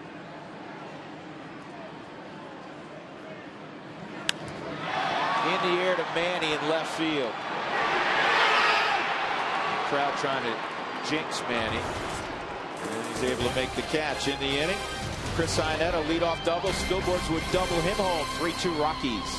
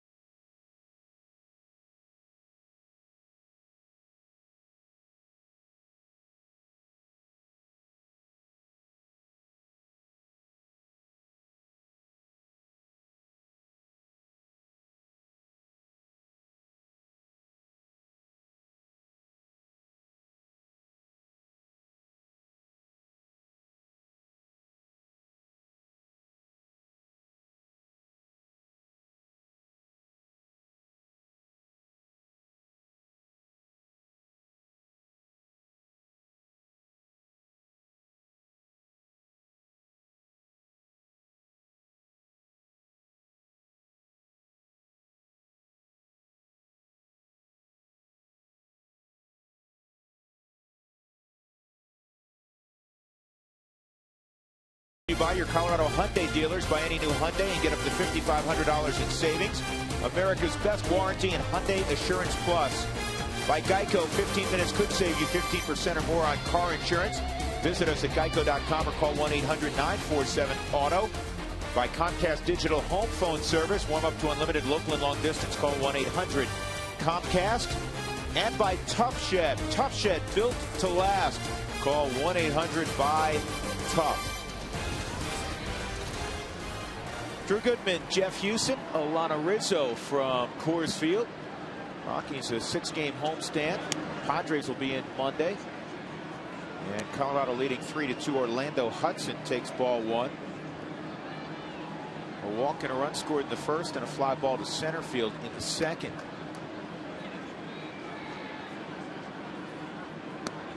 And that's in there for a strike. 1-1.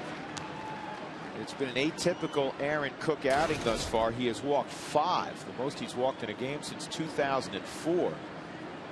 Gave up 2 runs in the first inning, kind of hanging in there since.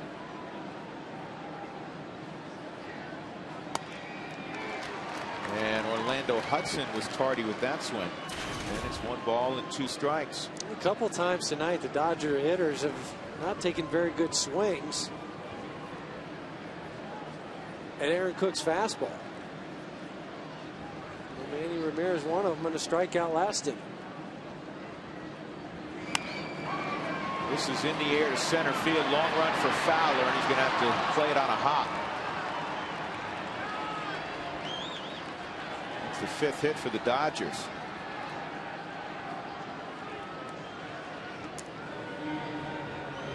And here comes Manny. Manny with his RBI single in the first now has a 12-game hitting streak against the Rockies. There's a 7-game hitting streak going in 2009 over the last week.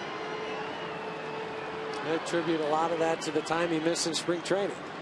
It was a late signing and had the hamstring thing, and finally getting his swing right.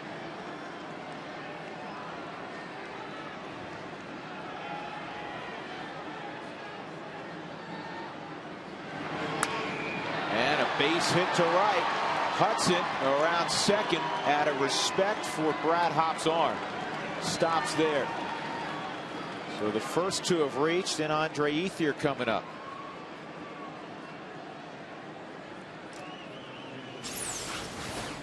A Hyundai Cam 4-seamer from Aaron.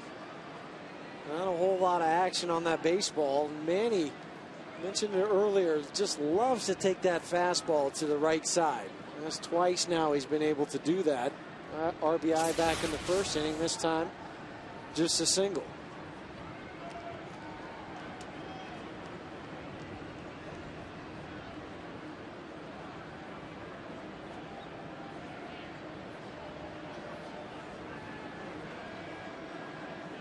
Ethier, a single and a walk. Nobody out. Rockies up 3-2.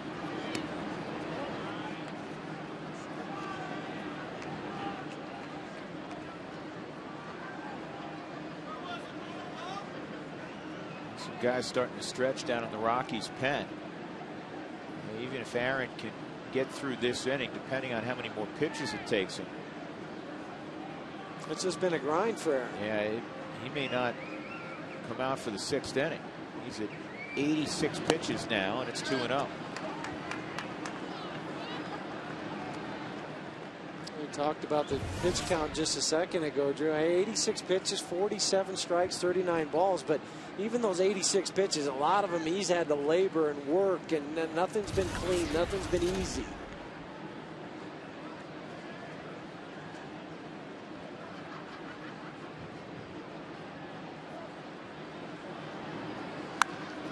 Pulled down the line, and that is a fair ball. Hudson will score easily. Ramirez gets a late stop sign from Larry Boa. He was about a third of the way toward the plate. So we're tied up at 3 on the double by Ethier. Another RBI for Andre. He's got 2 tonight. Ball in inner third. Ethier able to open that front side, extend with the with the arms and keep it fair. And that ball only was about 6 inches from going foul. Laney running hard the whole way, looks up at the last second, realizing that Larry Bowe had put the stop sign up. I want to get Manny thrown out at home with nobody out. No, if you're Clint Hurdle, you got to get somebody up now. Yeah.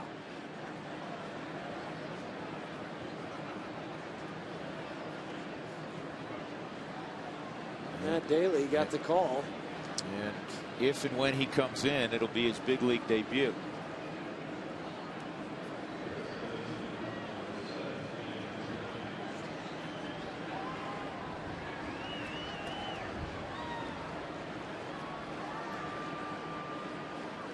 James Loney is 1 for 1 in a walk. Yeah, they're going to put him on, set up the double play.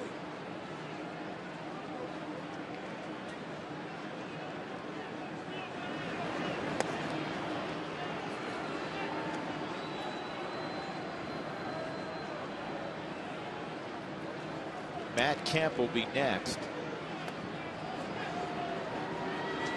Fans, don't forget Dollar Hot Dog Nights are back. The first one coming up on April 28th against the Padres. The first 10,000 fans through the gates will receive a coupon for a Dollar Hot Dog courtesy of Hebrew National.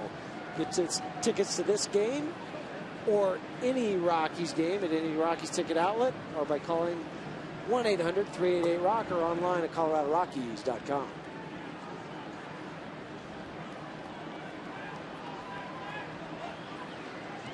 So now the bases are loaded, nobody out. The Dodgers had this situation in the first inning after already scoring 2 runs.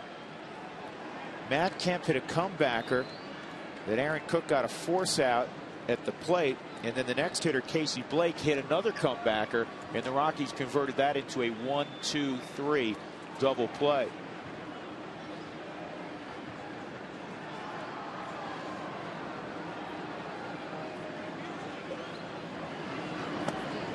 Inside, ball 1 on Kemp.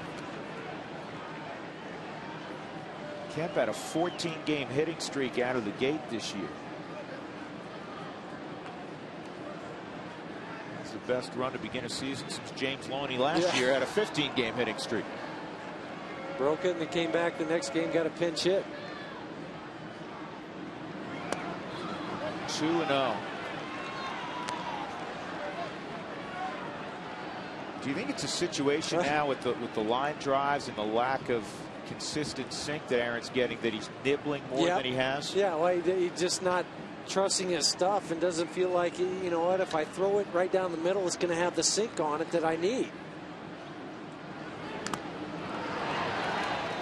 Well, it's just like a hitter. Goes up to the plate sometimes, just doesn't have the confidence that I'm going to be able to get a hit. And sometimes, as you well know, Huey, with the 2-seam fastball, instead of getting some downward movement, you just get tail on it. And stays on the same plane. Exactly, stays on the same plane. Hitters pull the hands in and get barrel on it.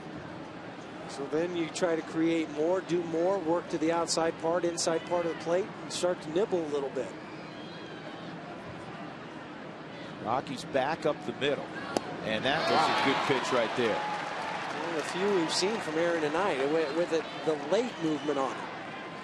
Yeah, it was down, but the late movement caused Matt Kemp to swing over the top. Perfect location, right where Chris wanted it too. He was set on the outside part of the plate. 2-2. Ramirez, Ethier, and Loney have the bases full. Swung on and missed. And Cook strikes out Kemp for the second time in the game. That was large. Now if you can get Blake to hit one on the ground, you can get out of it. Yeah, this is what you need. You have the bases loaded. There's a couple times in a ball game as a pitcher that you need that strikeout. Now when he just blew by Matt Kemp. Matt was expecting that ball to sink down a little bit, stayed flat, but it was up. Just not able to catch up. Now you got an opportunity with Blake, who's already hit into one double play, to hit into another one, a guy that does not run very well.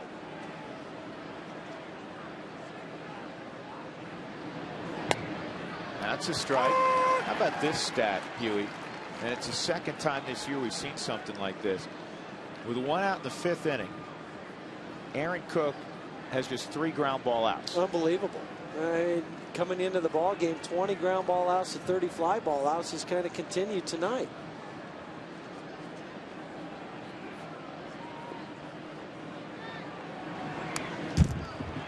He's ahead of Blake 0-2. Casey Blake, born in Des Moines, Iowa, played collegiately at Wichita State for Gene Stevenson. This turned out just a few. 1 or 2. Or so.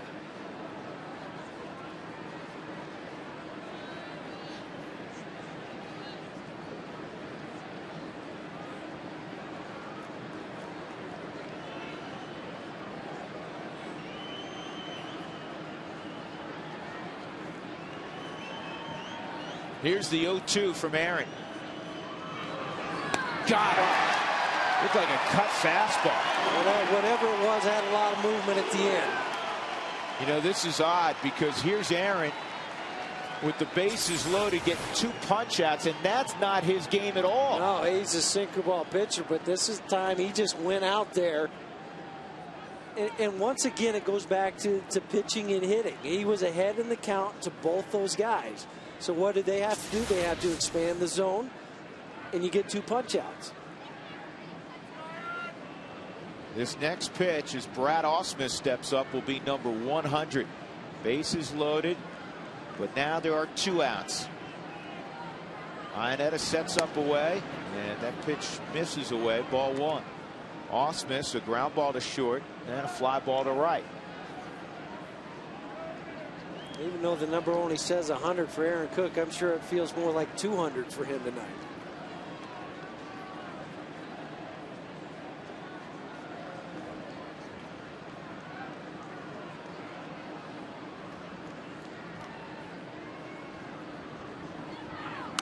Ground ball right at the second baseman Stewart, and Cook works out of it. Wow. Bases loaded twice in this game, nobody out, and Aaron does not relinquish a run.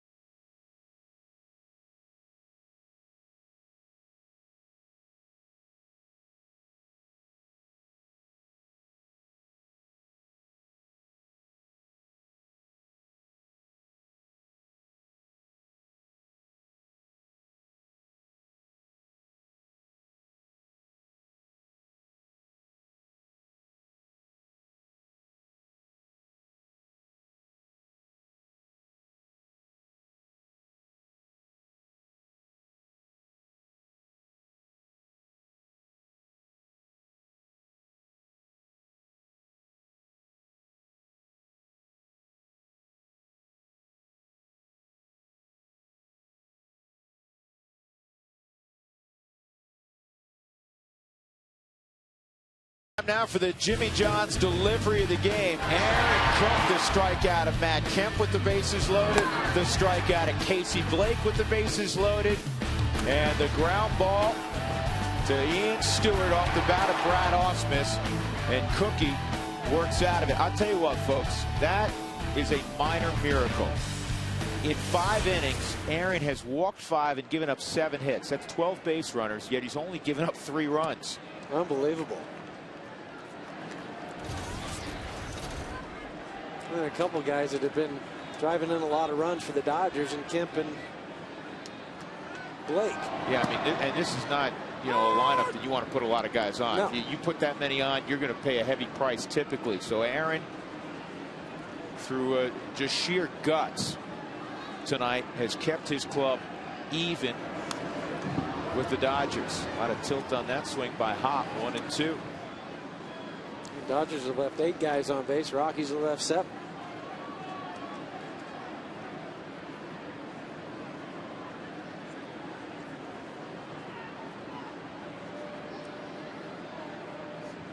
Here's the 1-2 to Bradley.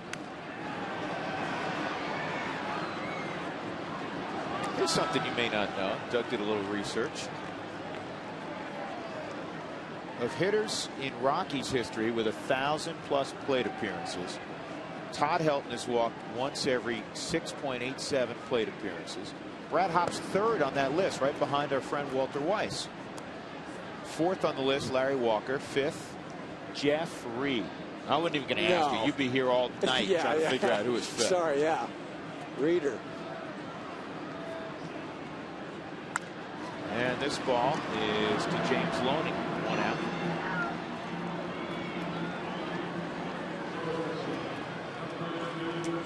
Troy Tulowitzki will be next. Troy, no official at bats tonight. A couple of walks. Tulo had a rough road trip. In fact, he got a work day, according to Clint Hurdle. Sat down, worked with Don Baylor. 4 for 28 on the trip, 27 I should say on that road trip. Unfortunately, he was not alone. Even coming into the ball game, there's only one guy in the starting lineup hitting above 300, and that's Ian Stewart at 333 coming in. Brad Hop was close at 295. There's Stewart.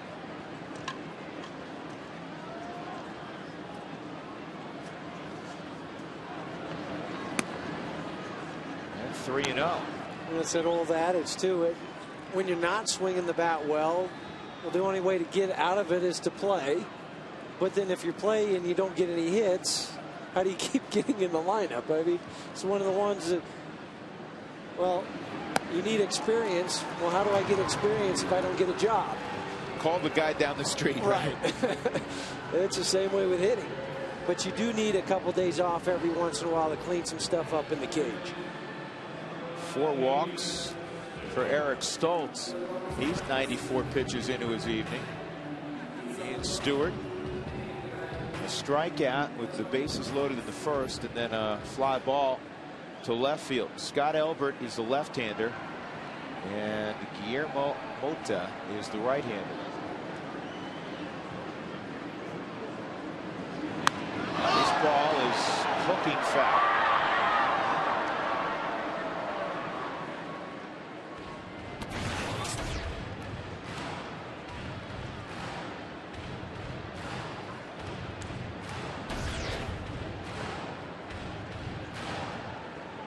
The Rockies on that road trip hit just .232. Their team ERA was 6.14. The starters were 6.16. The pen 6.11. Swung on and missed. That's what I said early in the ball game. They haven't played well. There's no way to spin it. They haven't played well in any facet, save the first series of the year against Arizona. So the good news is, all right, you're 5-9. You're off to a sluggish start. But it's not like, hey, you're playing pretty decently in 2 areas and you're 5-9. Yeah. You haven't played well at all. And you're going to play well. Too much talent for them not to. Aaron Cook will figure this thing out. Ubaldo Jimenez will pitch better than he has. And you'll hit better. And they're going to hit better.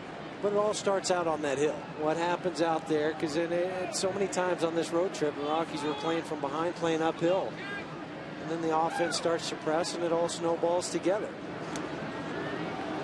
Starters don't go the distance or go deep into a ball game. Now you're putting the relievers out there in a situation that they shouldn't be.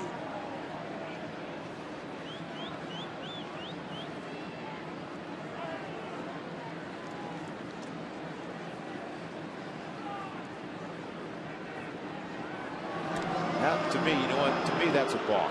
Yeah. I would agree with you. That's why I have my hands up. I'm looking at this going, wait a second. You know, Randy Marsh, Crucci's over at first base, so doesn't seem to think so. I mean, just where he stepped, it looked like it was past that 45-degree imaginary line that's drawn.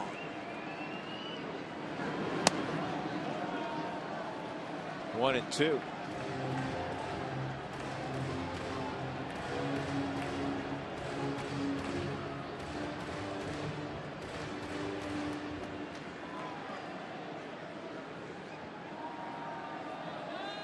Good running count. 1-2. Well, first movement. He's going. You called it. And the throw to second is in time on a hop from Brad Ausmus. Tulo didn't get the cleanest of breaks. No, he didn't. If he goes right away, it looks like he would make it in there. Ausmus held just for a second. It could possibly been a delay steal. The way Ausmus didn't come out of the gate real clean and make the throw for call with the swipe tag.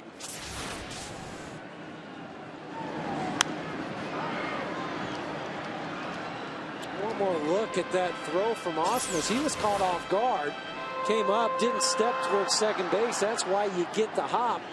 For call, though, doesn't get any better than that. If it's going to have to hop, it hopped up about thigh high. You can drop the slap tag down onto the runner.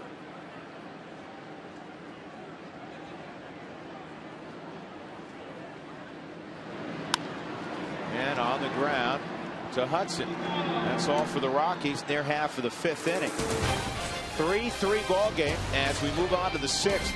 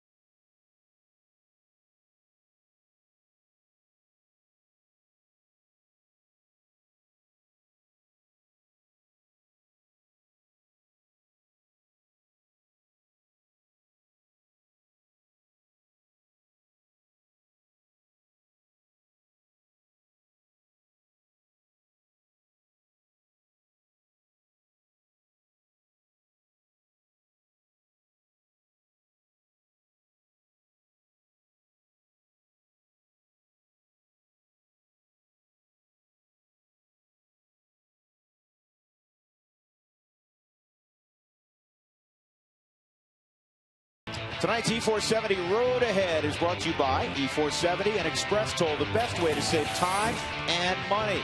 Dodgers are here tomorrow and Sunday, and then 3 ball games against the San Diego Padres Monday, Tuesday, Wednesday afternoon. Catch all the action right here on FSN Rocky Mountain. Well, Eric Stoltz's evening is done. He survives 5 innings. Juan Pierre is going to pinch hit, and Aaron Cook remains in the ball game. It's about 101 pitches. There's the comparison. Stoltz had the walk total wrong. He's walked 5, and Cook he's walked 6. Forgot about the intentional walk. So here's the former Rocky Pierre, who's been relegated to bench duty with the talented outfield that the Dodgers possess. Certainly not what he envisioned when he signed over there a couple years ago. It's a $10 million backup outfielder. But to his credit, like usual, he has not complained. Yeah, he would like to be out there playing every day. Still accepts his role and Does whatever he can to help the Dodgers. Whoa, he lost a bat. Fortunately, it didn't fly into the crowd.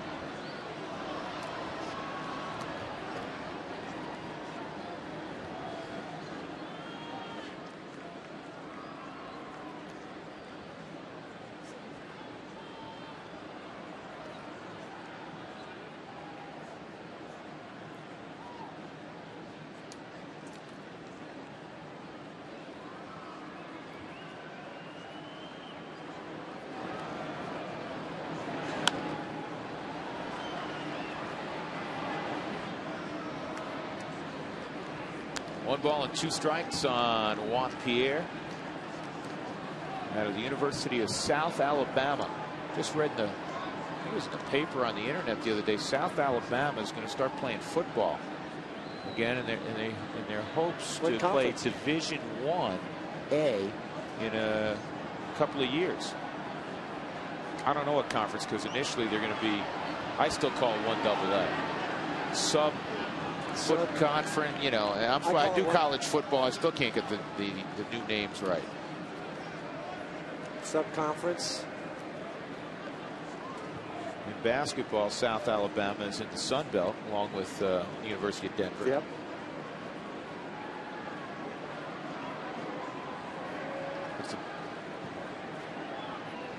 I'll think of the name. 1 and 2. And this ball is chipped down the right field line, and it's foul. Chipped. I like it, because that's exactly what that swing was. Just like he was just trying to punch out from the sand. I mean, this ball's down on his shoe tops. He just tries to throw the barrel of the bat, somehow hit the ball, and he did. About a 60-degree wedge, and landed just short of the green. I hooked it. Yeah, just pulled it a little bit. Hit on the green stuff, though. I'll take that every time. Yeah. Outside 2 and 2.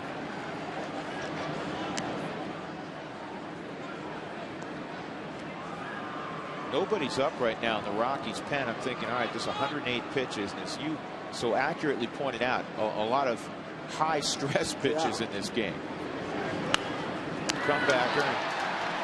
Aaron, oh boy. Saw that the other day in the ball game with the Rockies. Yeah, De La Rosa from 25 feet away threw it 10 feet over Helton's head. 1 out. Pierre's retired. Windshield chipped or cracked. Don't wait. Call Colorado's #1 team. Elite Safelite Auto Glass, 303-287-5000, or visit safelite.com.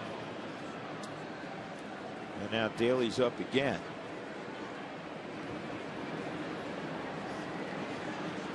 Rafael Furcal 1 for 3.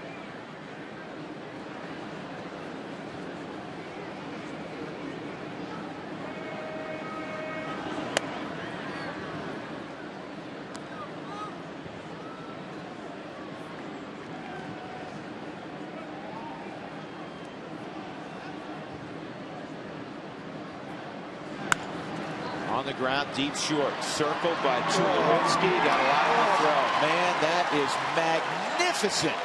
Jeff Houston, how good was that? Magnificent. I'll just go ahead and echo your point. And there's only a couple guys that can make this strong of a throw. One of the guys that just hit the baseball for call. Because you have to have incredible arm strength to be able to go to your right, circle around it, and then throw on the run as you're going towards third base and not have the ball skip or anything like that. Todd Helton just reaches out there. The ball does not hit the ground. Get a fast man. Fast runner, guy hitting from the left side. Let me ask you, would you in that situation, as opposed to circling, would you plant backhand? I would have to, because that would allow me to get the arm strength to get the ball all the way over there. And when I backhand it, I think about taking my right foot to the ball where it's going to be. But to have the arm strength and the gift that Troy does, he's able to circle. From that arm slot to get that much on without a bouncing. Amazing. I mean, you used to see it a lot on the turf where guys would scoot it over there on the one hop off the turf.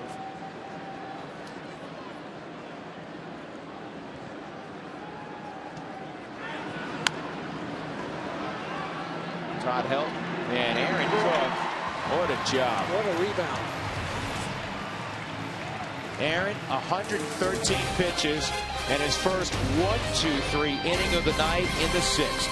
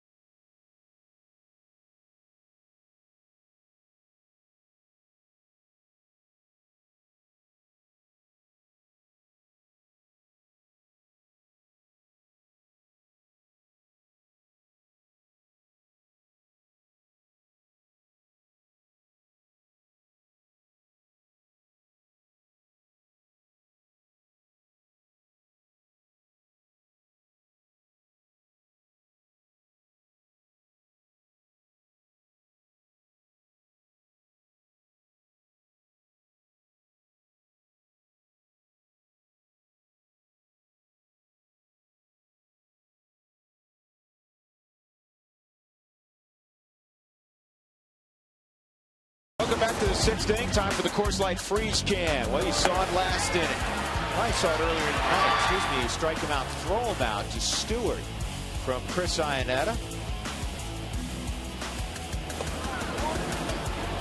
And Tulowitzki cut down tonight. A couple of good throws from the respective catchers. Our Coors Light Freeze Can brought to you by Coors Light.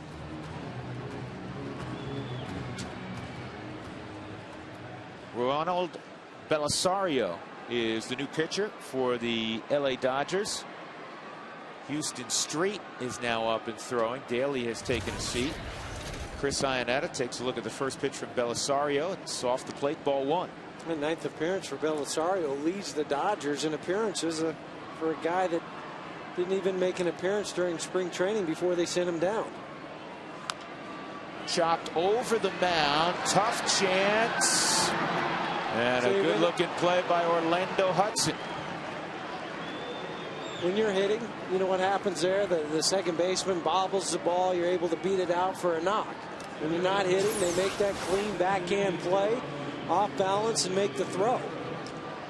And a tough play for Hudson. Gets it on the short hop. A strong throw over to first base is stretched by James Loney. I mean, how many times have you seen that second baseman bobble the ball comes up, and the guy beats it out for a base hit? Or get an in-between hop and not being able to pick it. Yep, ball goes into center field. Jeff Baker will pinch hit for Aaron Cook.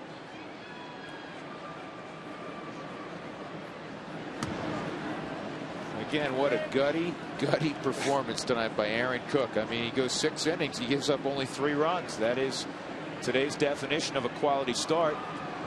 And Aaron had to battle from Jump Street.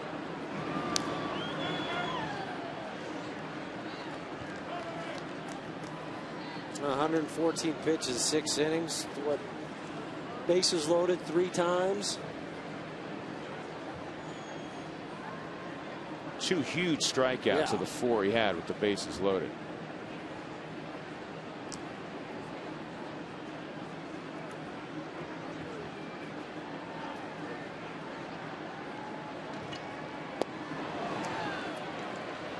One and 2.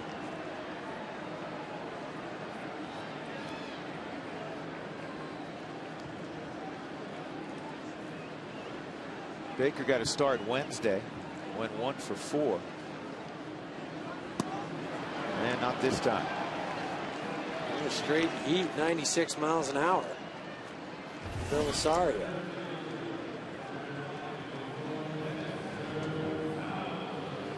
Dexter Fowler with 2 outs. Dexter a double back in the first inning. He's 1 for 3.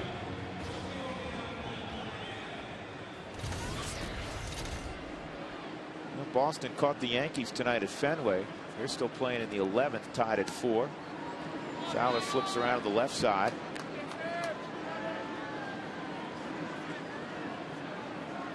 Boston scored a couple runs in the bottom of the ninth to tie that up.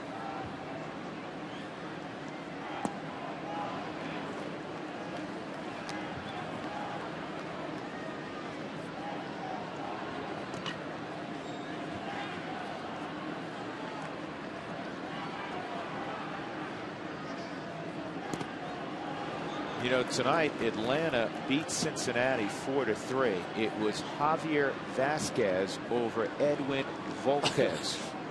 How'd you like to try to announce that all night long? Volquez, I've done it once. I'm not going to do it again. Vasquez over Volquez. Doug, do a little research. When was the last time a Vasquez and a Volquez hooked up? 3-0's in there, 3-1. You know what? If anybody can find it, Doug can. That's right. Doug, stop. Don't look. You challenged him. Come on, Drew. And a walk to Fowler. That'll bring up Spilborghs.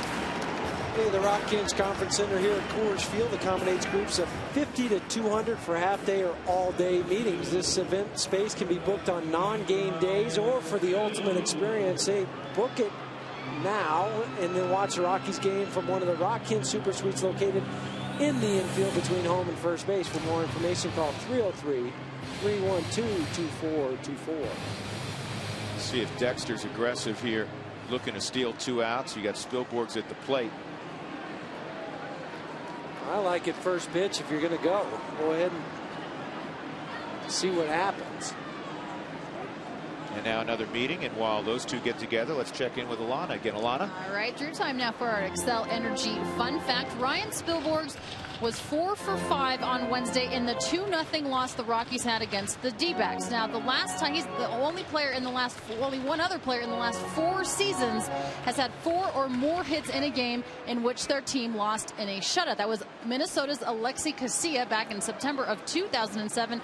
4 for 4, but his team lost 5-0. That's our Excel Energy fun fact, guys. All right, Alana, and we'll apply this tag. More than 10,000 homes in the United States are getting their energy entirely from solar power.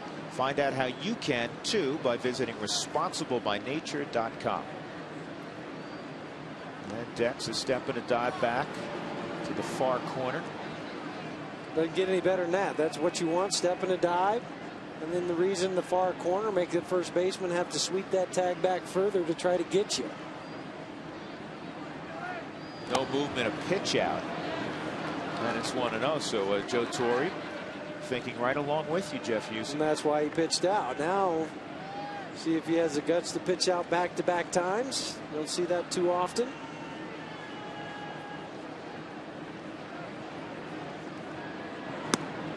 That misses 2-0.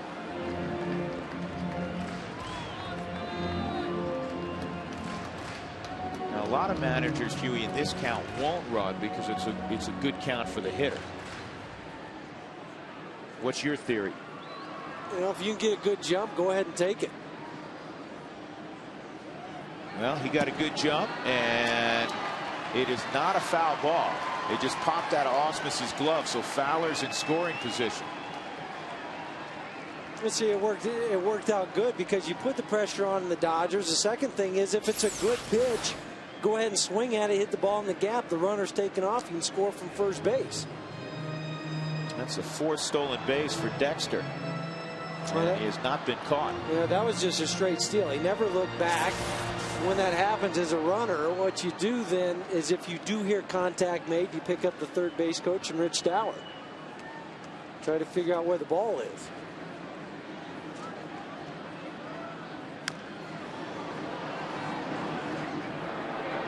Chopped foul by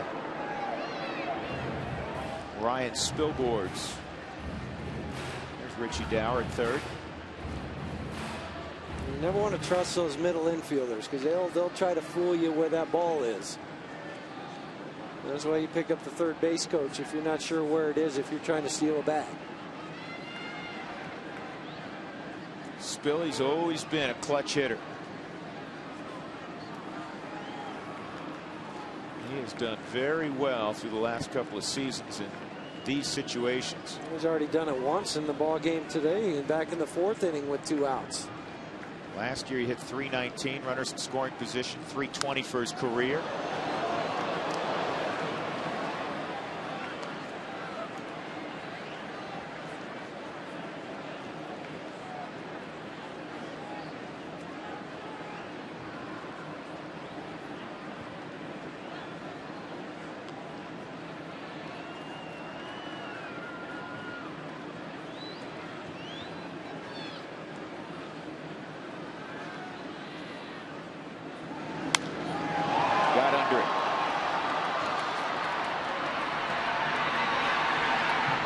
Kemp makes the catch. Fowler's left at second. 6 innings are complete. 3 for the Rockies, 3 for the Dodgers.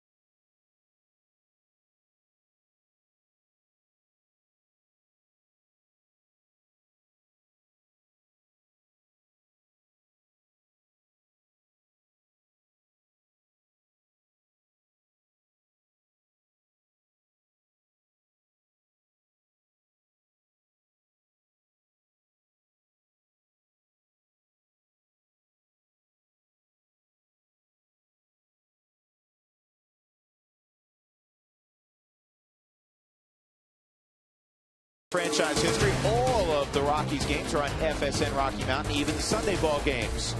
So make sure you catch us on FSN Rocky Mountain and FSN HD. The fun hopefully won't start now. It'll start next half inning after Houston Street works through the Dodger lineup. This call to the bullpen is brought to you by Comcast Digital Home Phone Service. Warm up to unlimited local and long distance. Call 800 Comcast. So Houston Street on in the 7th, 3-3 ball game. The first guy, 3 guys he has to face is Manny, Andre, and James Loney. All right, then Doug, who's always doing a lot of homework to compliment you and I and the work we do, has come up with a stat I don't know if I want to pass along. Well, now you have to now. Well, as Manny steps in, the Dodgers this year in the 7th inning have outscored the opposition 20-0. Okay, maybe you didn't want to say that. Well, you forced me to. So if something bad happens this inning, it's all on. No, it's not on me. It's Doug. He's the one. On Marino? Yeah, of course. We'll pass the buck. It's on Marino. I like that, passing the buck. 6 innings of gutty work by Aaron Cook. Houston Street ahead of Manny Ramirez. And this is in the air toward Brad Hoppin right. 1 out. That's a big 1 out also. Well, it is. Gives Houston a little bit of confidence going out there through the slider, able to get Manny and pop it up to right field.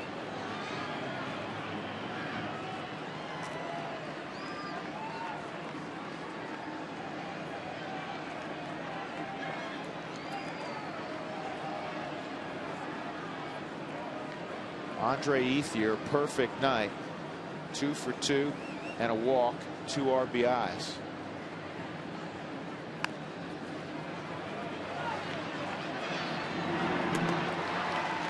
Two outs. That was a changeup from Houston. Typically, he's a fastball slider. Able to get the changeup. Ethier hit it right off the end of the bat.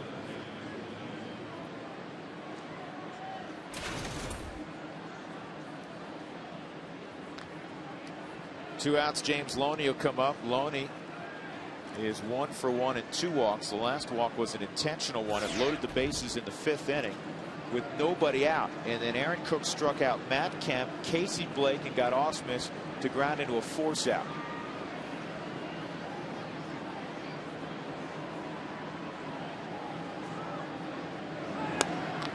That's a strike.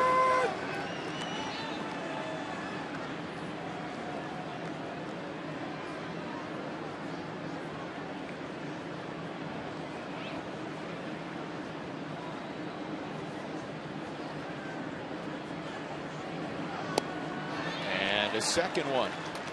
0-2. The first pitch strike. One of the best pitches in baseball. Get the head in the count and then able to come back with either the slider or the changeup. Now you have 0-2. Your options are so much better now. You can go inside with the fastball. You can stay away. You elect to go inside.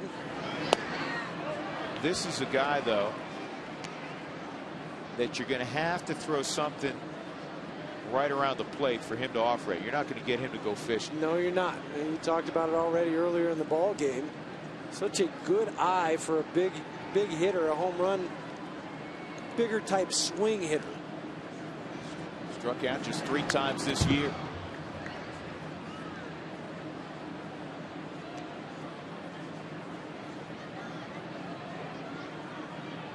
M1-2. You've come inside back-to-back times now with fastballs. Look for that hard slider to that back foot or the changeup working down and away. Get him out onto this front side. Slider make it look like it's going to be the fastball. Swing over the top.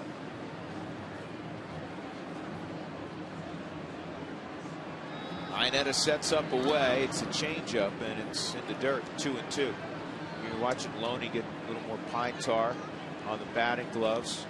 They'll put it up right above the handle, below the label. Of course, George Brad. How long did your batting gloves last? I mean, were you going through them game by game? Well, it depends on if I was a little angry and they came off a little quicker than they should have. Yes, he did. It looked like he went. Yes, he did. For just the 4th time this year, Loney a strikeout victim. Very strong inning from Houston Street. Stretch time at Coors Field. 3-3 ball game.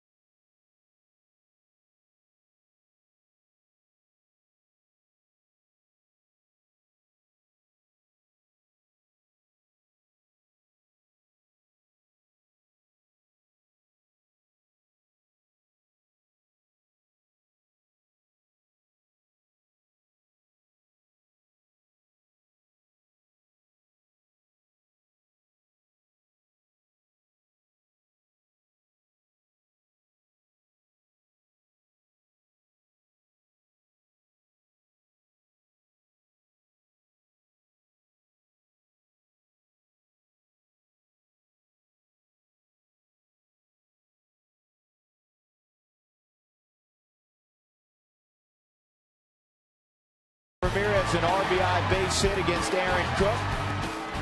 Andre Ethier would follow that up with a base hit. And the bases loaded, nobody out. And Casey Blake, after 1 out was recorded, hit into a 1-2-3 double play.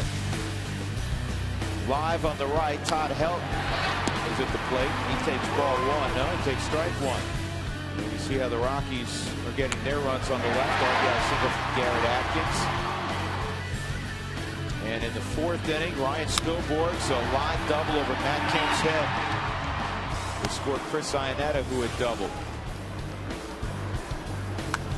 And the Dodgers will get an RBI double from Andre Ethier to tie up the Rockies at 3. Aaron Cook again worked out of a bases loaded, nobody out situation after that run came around. Belisario way inside. It's 2-1. Drew Goodman, Jeff Hewson, Alana Rizzo making her way around the ballpark. Bottom of the 7th inning. Hilton, Atkins, and Hop. 2nd inning of work for the hard-throwing Belisario. This is maybe the one soft spot for the Dodgers right now. The bridge to Jonathan Broxton. Yep. And of course, right now it's a tie ball game, so you're not talking about, seeing Broxton unless the Dodgers were to take a lead. Will Ullman's now gotten up and started tossing. The pride of the Ponderosa Mustangs down in Parker. Up and tossing. See, I always thought the pride of the Ponderosa Mustangs was Susan Strand in our truck. Well, it is, but I mean for the ball game purposes. Casey Blake will throw out Todd. 1 out. But to get back to the Dodgers bullpen for a second, that has been the one area to get to Broxton that they've had some trouble. There's Will Ullman. But Corey Wade, I mentioned earlier in the broadcast, is down tossing down in extended spring. He hopes to rejoin the Dodgers in San Francisco on Monday. Be activated. Atkins takes a strike. Alana, you have a little bit more on Corey Wade? Well, I just wanted to say that, just to kind of talk about what Huey was saying, that he had that through 20 pitches yesterday in an extended spring training game. He had reported no pain, no discomfort. He will throw again tomorrow. Depending on how that goes, he could skip his minor league rehab stint soon. Join the Dodgers. Huey mentioned on Monday he might possibly be back earlier and join up with his team here in Colorado. We'll see, but some relief might finally be in sight for the Dodgers pen, guys. Now, they haven't been bad even without him. A 3.54 ERA, which is 5th in the league. Well, you got to get ready early with this kid on the hill. He brings it. Well, he does. I mean, 95, 96 miles an hour. Last pitch, 96. They go along with the hard slider. And that ball laced to Furcal. And Rafael takes at least a single. I mean, that was hit so hard, it may get in between Matt Kemp and Manny Ramirez. Actually, let me correct that statement. It may get past Matt Kemp because it's going to get past Manny Ramirez. And the top spin, the ball just takes off. But Furcal, that first step, able to reach out and flag that line drive down. And that ball does not get any harder than what Garrett Atkins hit it. That was just a good read of the swing of the bat from Furcal. Brad Hahn takes ball 1. Brad 1 for 3, a single in the 1st inning. He had a couple of home runs in the Dodgers series in LA last weekend.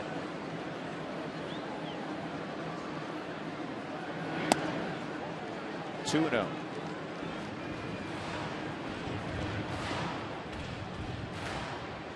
Rockies were outscored 27-10 in that series in LA. First ball game was close. In fact, the Rockies had a 3-0 lead Friday night. The Dodgers came back and won 4-3.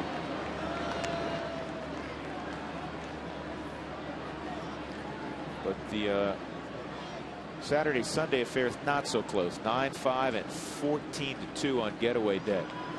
Manny had a little something to do with that. Here's the 2-1.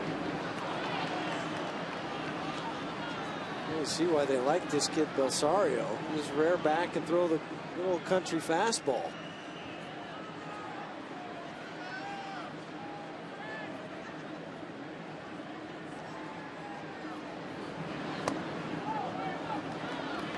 That was 97.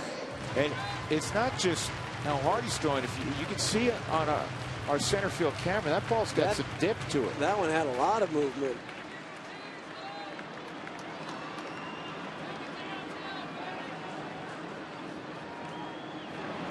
Ball 4. So Brad works out a walk.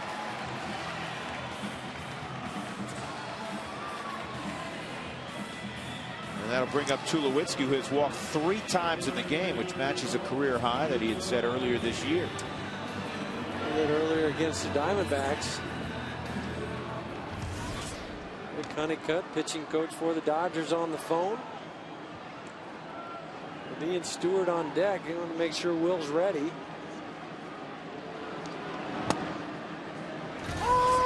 That's in there.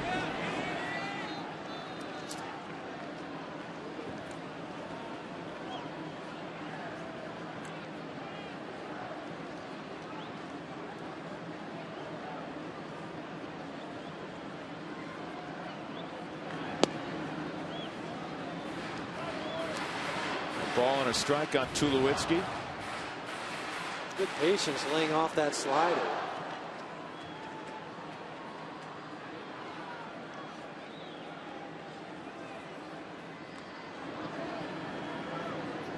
Natural tendency as a hitter, when a guy's able to throw as hard as Belisario is, you want to swing harder. That's just your natural reaction, but you got to think easy swing. The ball will jump because he's supplying all the power. 2 balls and a strike. Rockies are running the first, a run in the third, a run in the fourth. They left the bases loaded in the first, 2 men on in the third and fourth. And this ball in the air to center field. Matt Kemp coming quickly, and he'll make the catch. That's all for Colorado in the 7th. We'll take a 3-3 game to the 8th inning at Coors Field. Back in a moment.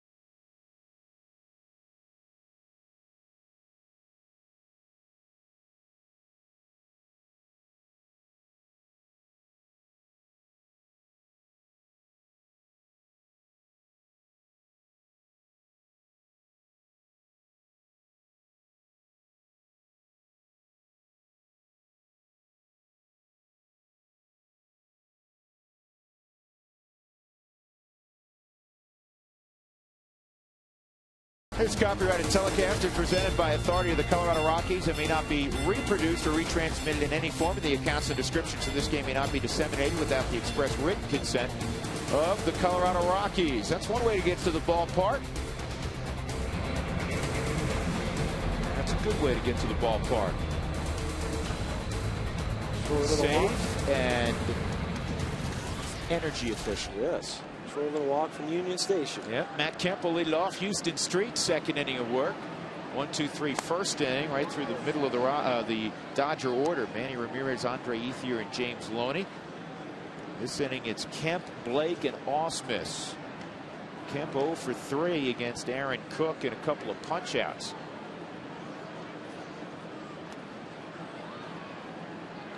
Kemp has hit twice with the bases loaded tonight after hitting a grand slam against the Rockies last weekend. A comebacker that Aaron turned into a force out at the plate. Kemp was safe at first, and then in the 5th inning, Aaron would reach back and strike him out. Kemp last year struck out 153 times, which is a Dodger team record. But when he gets it in play, he's usually on base. Well, I look at that one in the 5th inning, though. That's the one for me. When Aaron's throwing a lot of pitches already, being able to go up and elevate, get ahead in the count 0-2, and then strike him out. That was the pitch that really set the tone for that whole inning. Boy, he pulled the string. That was gorgeous. Well, we've seen it already so far tonight. Houston being able to throw 3 pitches for a strike. Change up, and this one the slider from the Hyundai Cam. The rotation on the baseball, and Kim just swings underneath it, pulls that head a little bit. Is that a slider or a changeup? I thought it was a changeup. Well, it might have been. Just the rotation on the ball made it look like a slider. It could have come out of his hand on side, but that one was a slider. And a good one. Kemp with the trifecta, his 3rd punch out of the ball game, 2nd punch out for Street.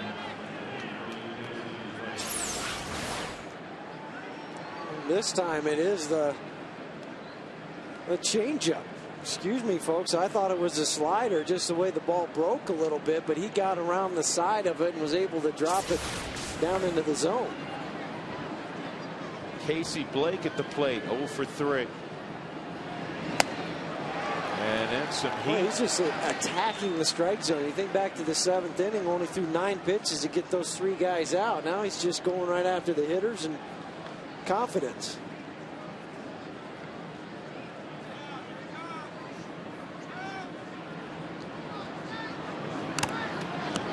Chris Iannetta gets the mask readjusted. Chris is old school. He's got the hard hat and the mask. Doesn't have the hockey style helmet. He's got the helmet and the mask.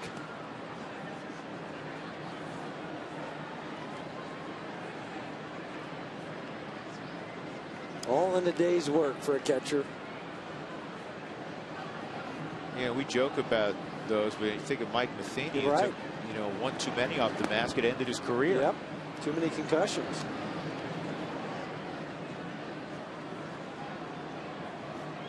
I mean, you have a 92-mile-an-hour fastball basically from Houston Street, and then when it comes off the bat, so it's hitting the mask. Yeah, it's hitting the mask over 100 miles an hour. Now, would you stand there and say, "Hey, Nolan Ryan, in your prime, reach back and hit me. I'm not going to move. Just hit me right in the mask with your heater." Yeah. No, you wouldn't do it, and that's what catchers have to go through every single game.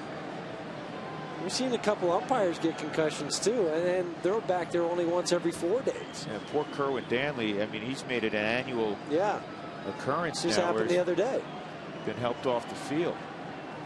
That was a broken bat. I hope Kerwin's doing better. Brad Penny of the Dodgers 2 years ago on a cross-up, a fastball hit him right in the mask. Yep. Speaking of Brad Penny, he's doing a nice job for Boston, who won that ball game tonight 5-4 at Fenway in extra innings over the Yankees. Brad Penny's 2-0 with Boston. 3-2 on Casey Blake.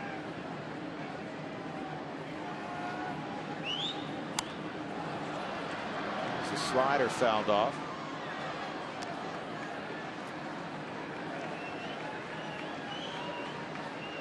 Hung Ching Kuo is getting loose.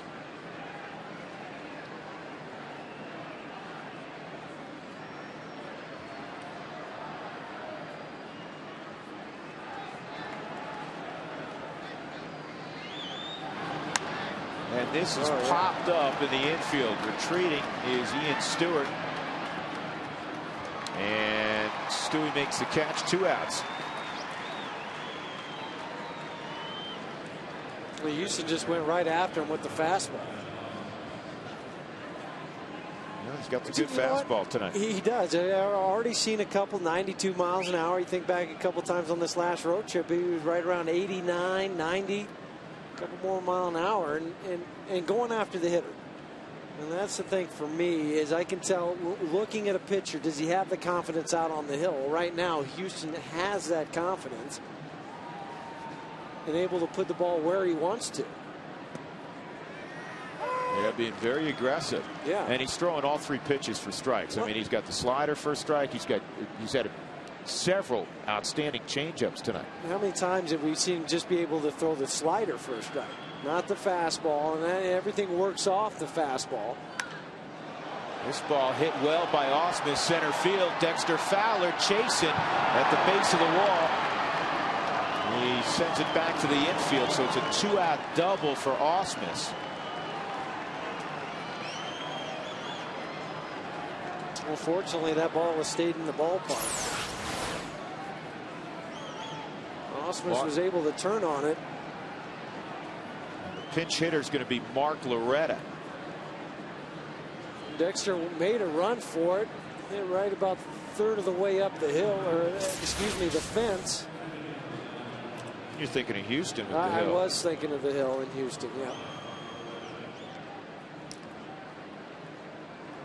Bob Apodaca out to talk about how to attack Mark Loretta, one of the more professional hitters in the game. Loretta with 11 at bats this year has 5 hits.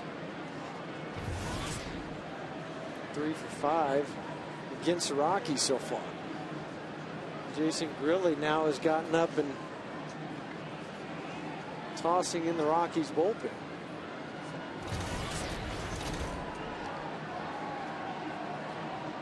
I said 3 for 5 against the Rockies. I meant 3 for 5 as a pinch hitter. Yeah, so he's done a good job. Go ahead run at second, and this ball is going to land, and the Dodgers are going to take the lead. He's now 4 of 6. Didn't hit it all that hard, but he dropped it into left center. And Mark Loretta plates Brad Ausmus, and it's 4-3 Los Angeles.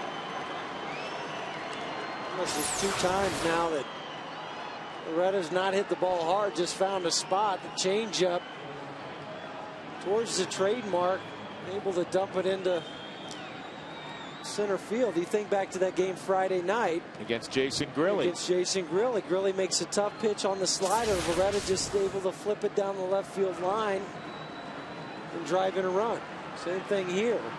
Wasn't hit all that hard, just hit it in the right spot.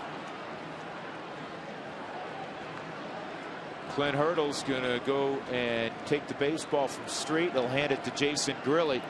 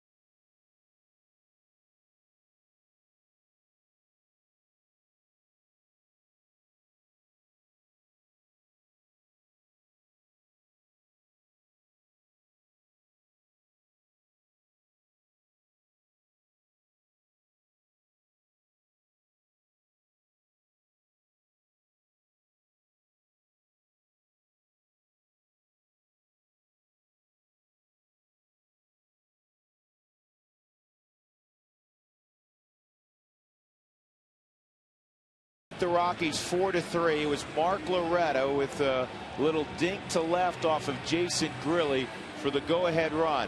Tonight, he has put the Dodgers up 4-3 1 week later with a little dink to left center against Houston Street.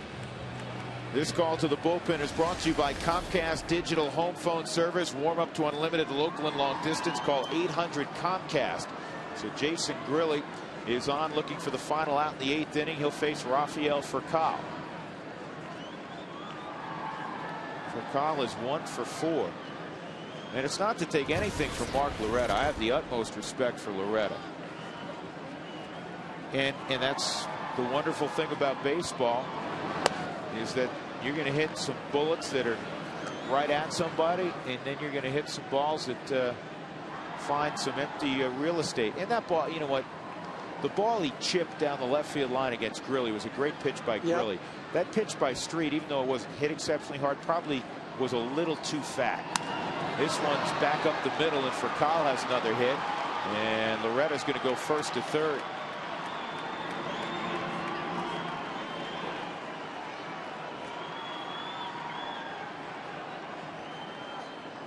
Yeah, you're right. That ball the Loretta hit was not that hard, but this one was off the bat of Furcal. Fastball away, missed his location, right back up the box. Fortunate for the Rockies and Jason Grilli that did not hit him in the foot. Mark Loretta with the ball in front was able to go to third base. And bullpen ERAs often could be misleading, but so far this year it is a telling stat. There's only one pitcher for the Rockies who works out of the pen who has an ERA under 5.5, and that is Grilli at 1.29. But Jason doesn't look at that stat. He looks at how many inherited runners score when he's out there. Because he knows. I mean, that's how relievers gauge themselves. Did I let my buddies runs in? That's one thing Jason prides himself on. Well, he's inherited 7 runners and only 2 have scored so far.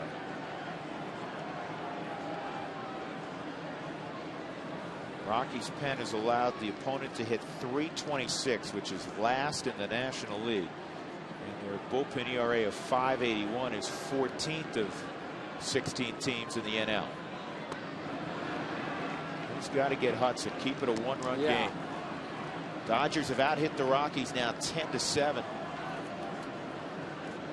I know a lot of this concentration, and Jason's thrown over to first base already to keep Furcal there. Don't worry about him, because you can't afford to let your mind wander and something happens. Hudson get on to bring up Manny.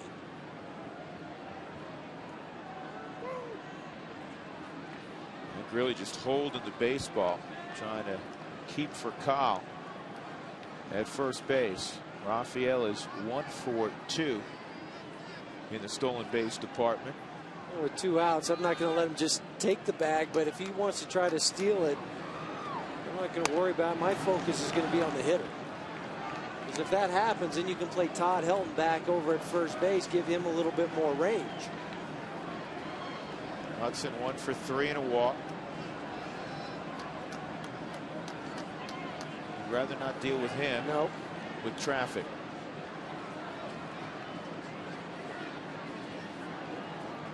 Two to Hudson, fouled off.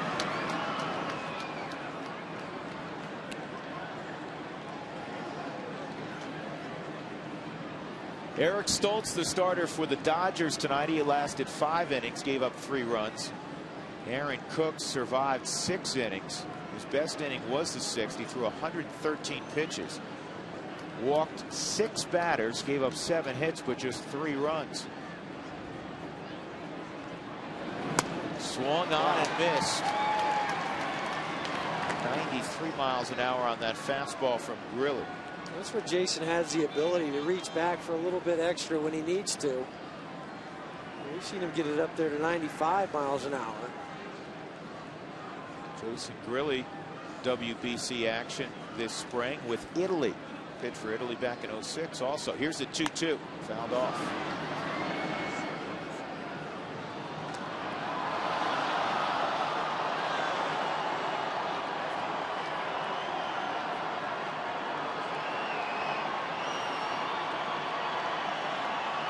Comes the old thing.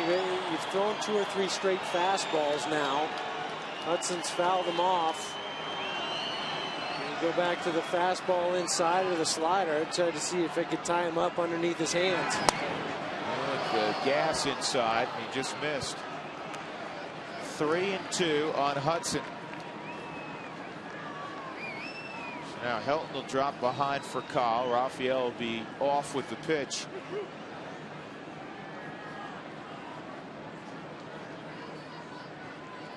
Todd, though, a little bit more range. Keep that ball in the infield. Ball 4. Well, this isn't unfamiliar tonight. Bases loaded. And Manny Ramirez coming up.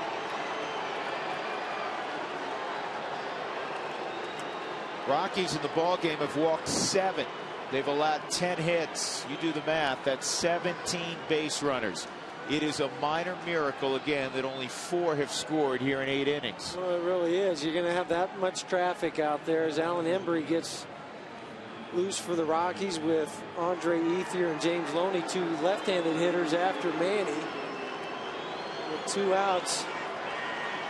And Manny coming up. I mean, you look at this, all the traffic that has been out there. Always constantly pressure on the pitcher.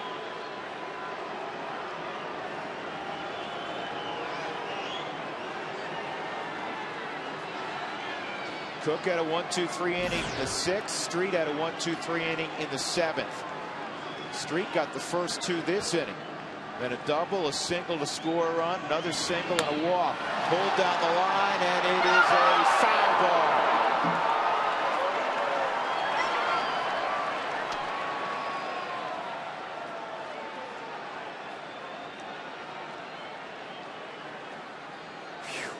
Exactly. I was going to say it before you could get a chance to. That was so close. And that's what Jason's doing. Fortunately, that ball went just foul. When it first came off the bat, great camera work, guys. It looks like it's going to stay fair, and then it hooks just at the last second. Good job studying it by James Hoy, the third base umpire. That's one of the few times Manny will look in and try to jump on some on the inside part of the plate.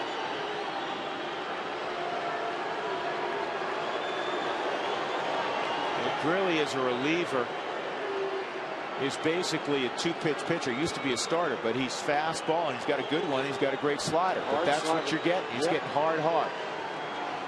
Now it's all about location. Where are you going to be able to put it?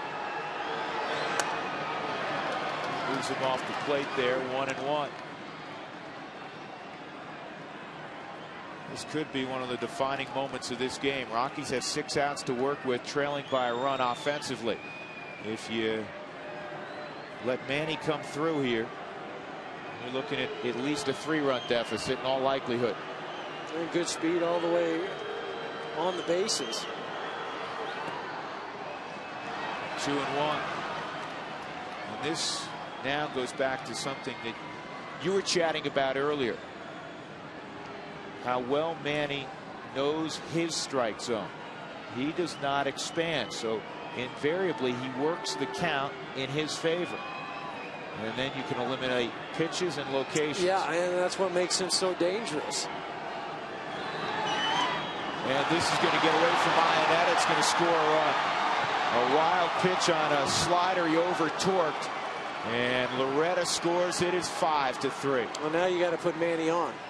I mean, you can't give him the opportunity to drive any more runs. You put him on with a hard slider from Jason, just buried it.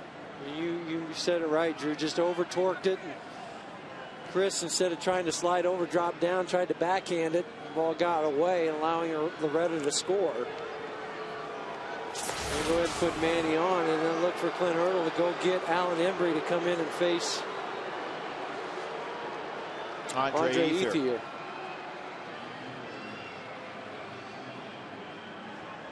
And we'll step aside. Embry will come on. It's 5-3. The Dodgers with an 8th inning lead.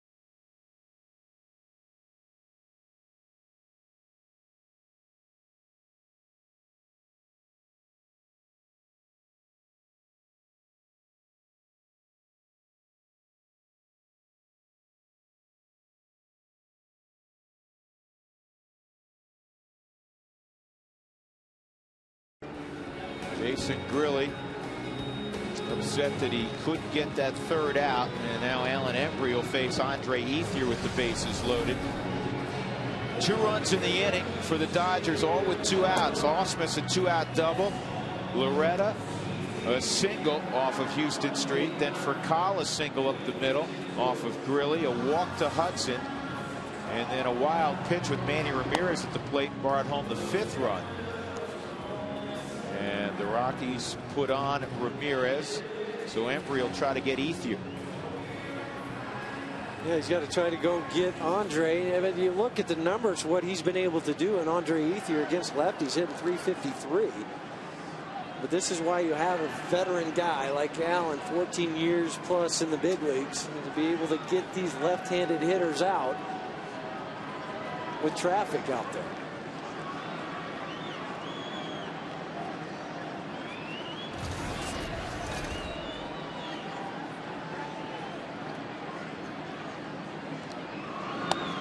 Slider for a strike. Top part of the strike zone. Ethier tonight, single and an RBI, a walk, a double and an RBI, and a soft roller to Atkins at third. For Kyle, Hudson and Ramirez all on base. And this ball line to right. Hawk will get there. In the inning, the Dodgers scored twice. It is 5-3 LA, middle of 8th.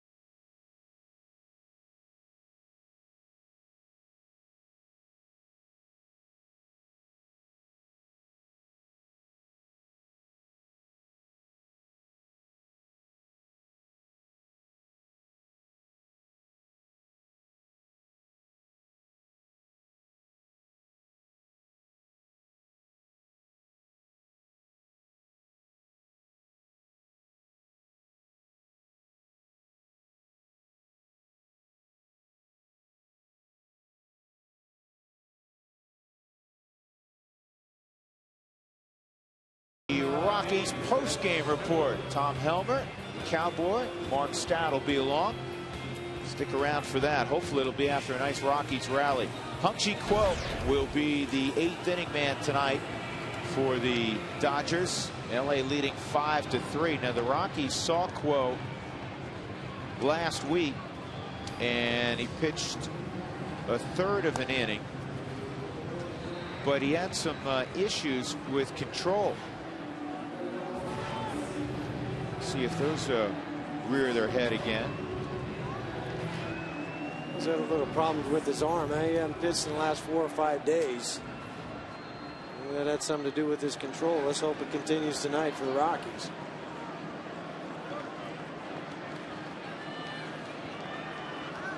Gave up a hit and 2 walks that night. Ian Stewart.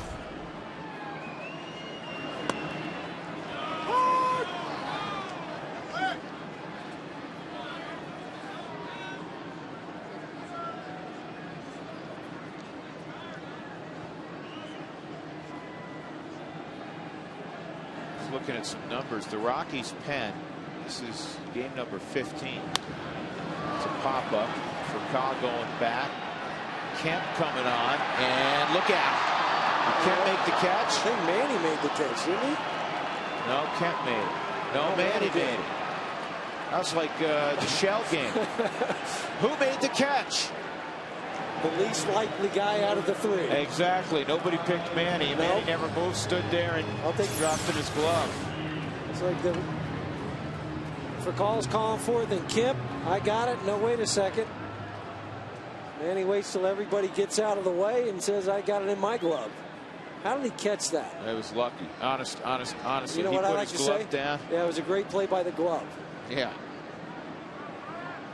You know what? That hit on the. I think it may have hit him in the wrist and rolled into his glove. Up and in on Iannetta, 1 out. Well, whatever it is, it's 1 out.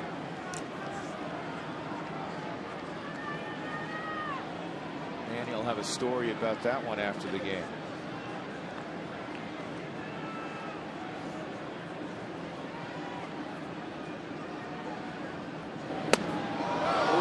Chris went around.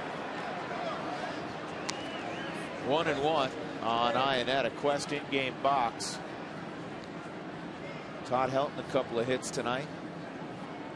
Rockies do not have a hit, though, since Ryan Spilborgh's RBI double in the 4th inning. They have 3 base runners, all on walks since then.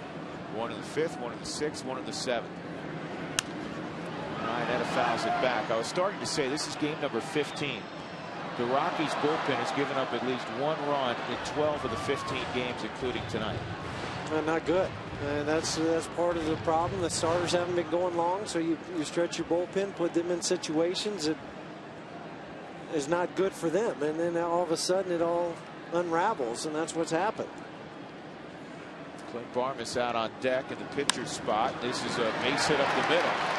So Iannetta with the Rockies' first knock since the 4th inning, and that'll get the tying run to the plate.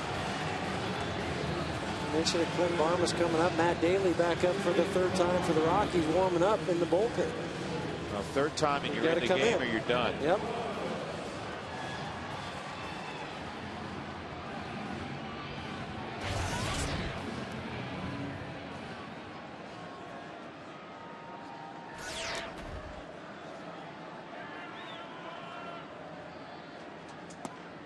Barmas takes a strike.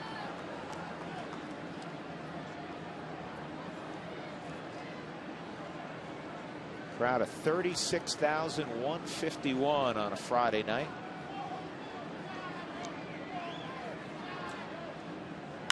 High drive, deep left field, way back and out of here. Clint Barmas has tied it up.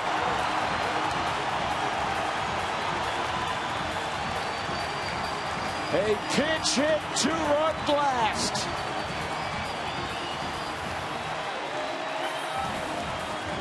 He just jumped all over that fastball from Crow. Let's see how quick those hands were coming inside the baseball. He had an idea once it left the bat that it had a chance to get out. No matter how much Manny tries to climb the wall, he can't climb back to the 4th row.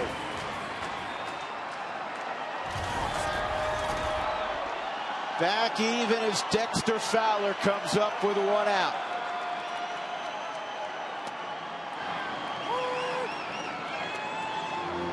Take one more look at this, the Hyundai cam. Where can't you miss with Barmas? Inside. That's the one area, and that's exactly what they did. He jumped all over it. 2nd homer of the year for Barmy. 1st career pinch hit home run, and he's hit some big home runs in his career, but his first pinch hit bomb. Well, that was bat speed. That was quick through the zone. 0-2 on Dexter. No swing. 1-2. Fowler tonight 1 for 3 and a walk. Got a stolen base, a run scored. The one hit was a double back in the 1st. We're tied at 5.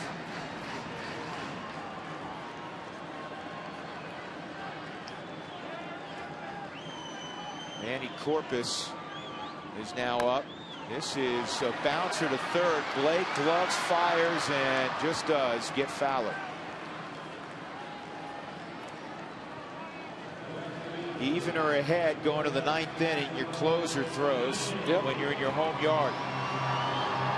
Bay fans plan to be at Coors Field tomorrow, April 25th through the 29th, when the Dodgers are still here Saturday and Sunday, and then the Padres make their first visit to Denver on Monday, Tuesday, and Wednesday.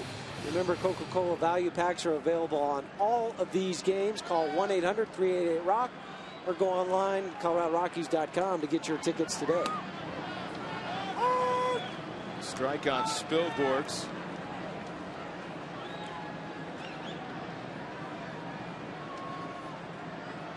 Ryan looking for his first home run of the year. Now would be timely.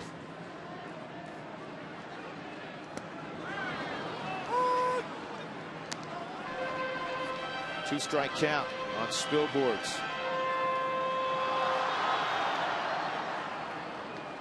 Well, the whole complexion just changed with that one swing of the bat from Barmes. All of a sudden, you change your guys out in the bullpen. Everything's good, and all of a sudden, back-to-back 5-5 ball game.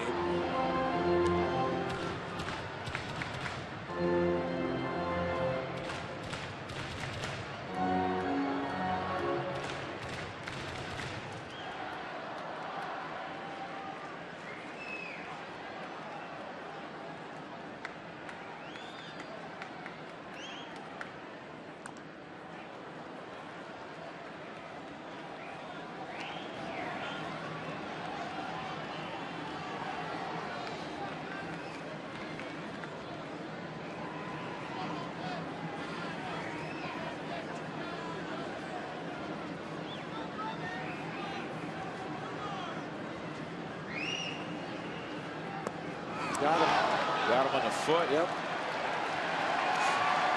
Spilly gave a yell just to make sure Adrian Johnson knew. That or maybe it really hurt. Yeah, I think it really hurt. It's cooled off a little bit right on the top of your foot. Ouch. Talk about a back foot slider. That's what it was, right off the top of the back foot of Ryan Spilborghs.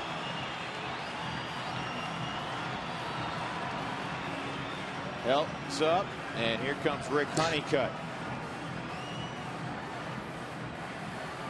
Well, this is just a situation. How are we going to try to attack Helton? Are you going to go away with the fastball? What do you feel comfortable with? Everything good? Slider? Clint Barmes with the 97th pinch hit home run in Rockies history has tied this ball game at 5. What did we say a couple innings ago? I said, you know what? It may not be pretty for a while. The Rockies just have to work their way through this period of time and find a way. Survival. Right. Nothing's been clean. They haven't played well tonight, but they're in a 5-5 game with the division leader. Helton hits this one foul down the left field line. Yeah, that's what it's going to take sometimes. You get the pinch hit, tie it up.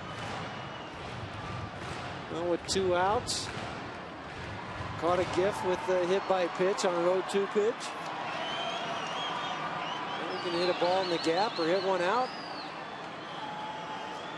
Go up. You're just 3 outs away from winning the game.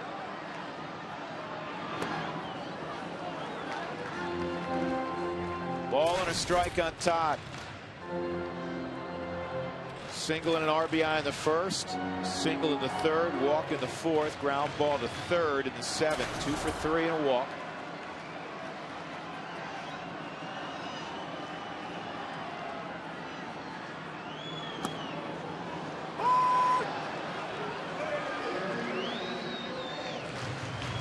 It's the slowest sliders we've seen from close. 79 miles an hour on that one. Yeah, you can see by Todd's reaction, it threw his timing off a little bit.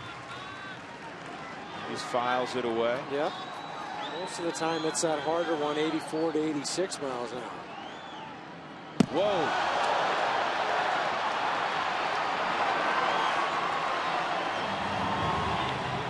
That was a 95 mile an hour heater that almost took out the padding behind home plate. The way that Ausmus was reacting on that. I know it was 95 miles an hour. I thought he thought that ball was going to break down. But with nobody at second base, how do you get mixed up on the signals? I don't know, but that is a huge wild pitch because now a base hit scores Spilborghs.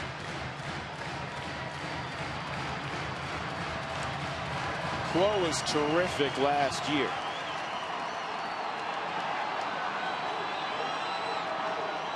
He has struggled this year. Todd shattered back, slow roller. Hudson comes up with it, and he throws out help. In the inning, Clint Barmes with a 2-run pinch hit home run.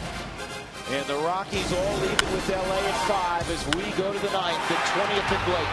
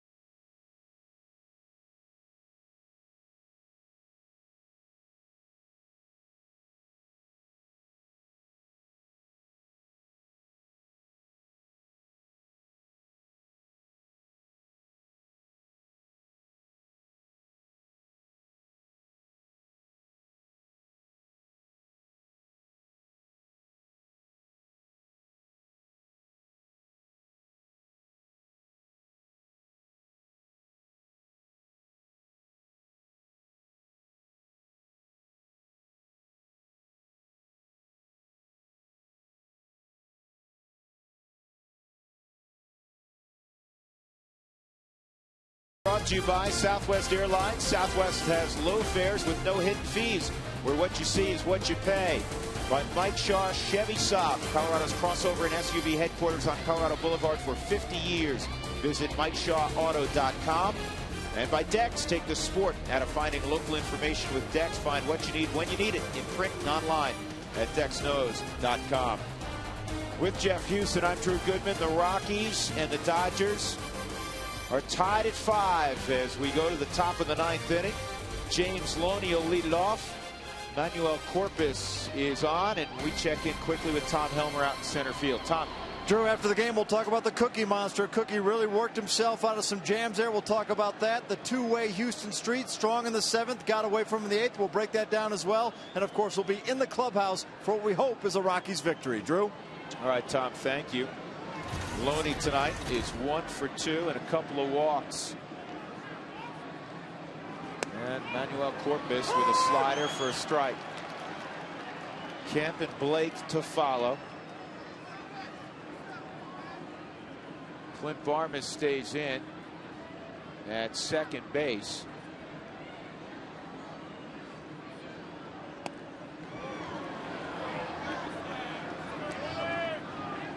First 2 pitches for Manny coming out of the bullpen have been the slider. Will he throw that pitch for first pitch strike? This ball pulled into the corner. One hops the wall, and Loney has a leadoff double.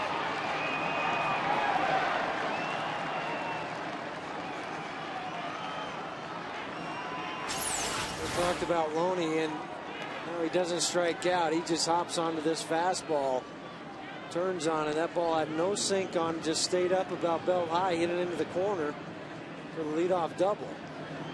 And Brad, even playing a little bit deeper to start that inning, is not able to cut it off.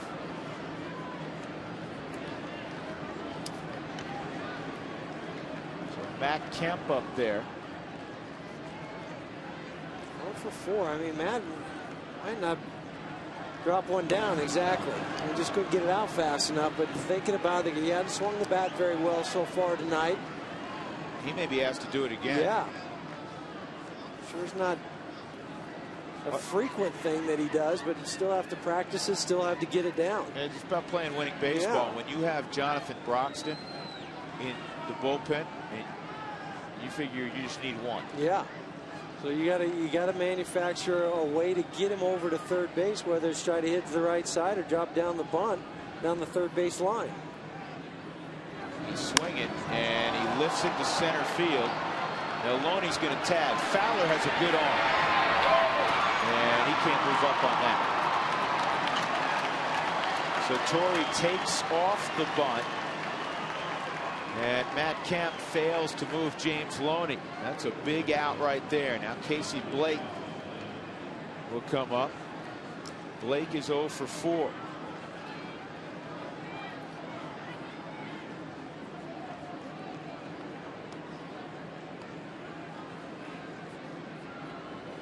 That was big. Now you can pitch to Casey Blake a little bit different with first base open.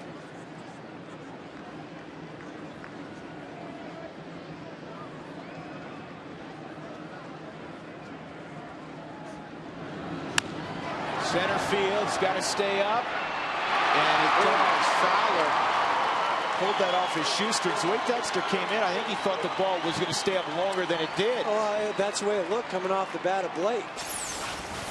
But he squared it up, hit it so hard that that ball stayed up. When he went to reach for it, he thought he was going to have to maybe slide to catch it, but no, that ball stayed up, hit him right in the palm, or almost the wrist, before it went down into the glove webbing.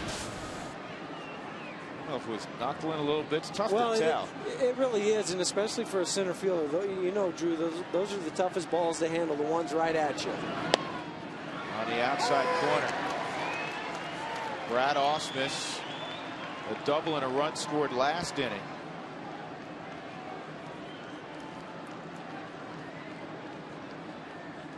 One for 4.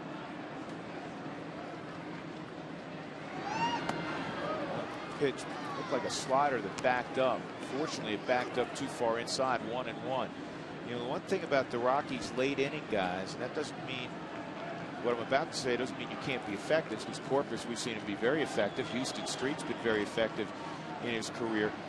The Rockies don't have big punch out guys. Brian Fuentes was. He's now with the Angels. That was in there for a strike. So the ball's going to typically be in play. I mean, Manning's thrown 7 innings of relief this year. There's 3 strikeouts. And that's where you have to have your location. I mean, the guys that don't have that big strikeout pitch have to be able to have a little bit more pinpoint control. 1-2 on Ausmus. All it takes is one pitch, though, right now. Get out of the inning. On the ground toward the hole, out through, base hit.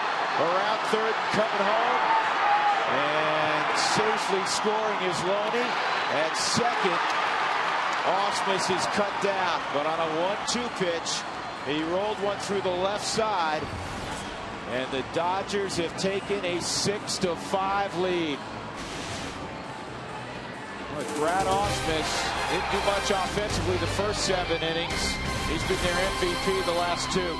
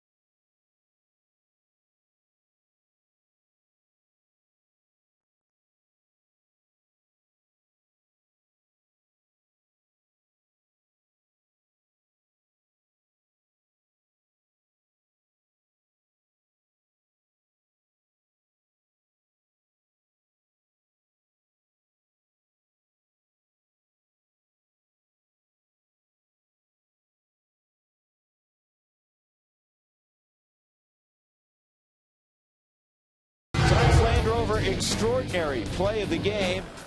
Happened last inning. Clint Varmus, Rockies down 5-3. Pinch hitting with a man aboard. A 2-run, at the time, game-tying home run. Land Rover designed for the extraordinary. Well, the Rockies need another extraordinary play because they are down 6-5. Brad Ausmus with a base hit to left to score James Loney behind the count. 1-2. Well, Jonathan Broxton's warming up. Garrett Atkins, Brad Hopp, Troy Tulowitzki. Now it's this to give Jonathan more time because he's stopped throwing. Joe Torre come out and pull the plug on Quo. Or is he trying to give the big man a night off and maybe inject some confidence into Quo, who's been a bit shaky so far this year? I think it's the latter. I think he's trying to get Quo out there to let him gain a little bit of confidence. But the other thing is Broxton pitched an inning and 2/3 last night, had 30 pitches in the ball game. Had to come in for the 5-out save. And you look at that, and to me, that is the reason why he only wants Broxton up to maybe get 1 out, possibly 2. You see the number of pitches, not many pitches for the innings, but the volume that he had to throw in the night game last night in Houston. And here he comes. So much for my theory. So much for that. He just wanted to make sure Broxton was ready.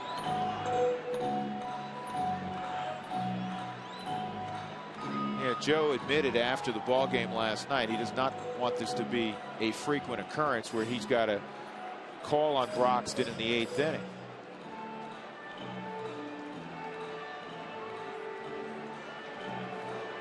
Dodgers ahead 6-5, and the big man Jonathan Broxton will be in the game.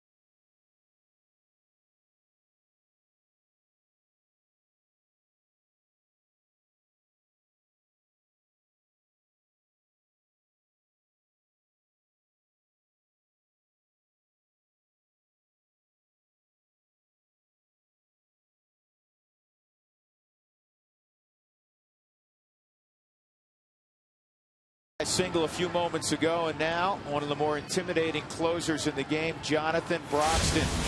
Last Friday night, he picked up the last 5 outs against the Rockies, 4 via strikeout. He touched 99 miles an hour with his heater last Friday night. Last night, in a 5-out save in Houston, he touched 100 miles an hour.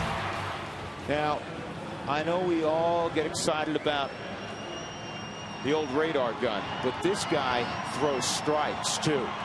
Broxton this year has thrown 8 1/3. He has struck out 13. He has not walked a batter. He's given up 2 hits. Yeah, that's been the difference. No walks. The guy's always had the arm. You mentioned it, Drew. A hard fastball, a hard slider. He's finally put it together for the Dodgers. Garrett Atkins steps in. He starts him out with a slider at 86. And it's ball 1. Garrett in his career against Broxton, 3 for 16, a 188 average.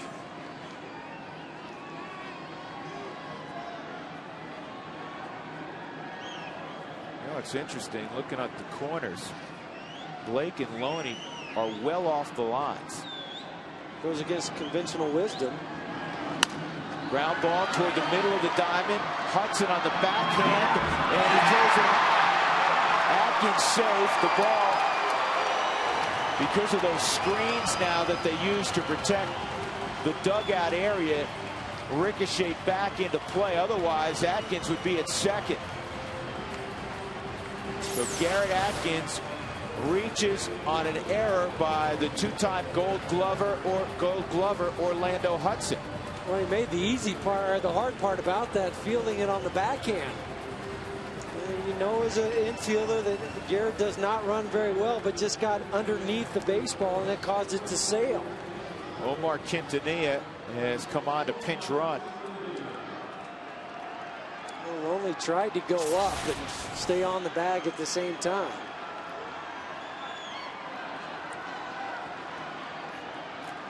Now Brad Hopp, do you ask him to bunt?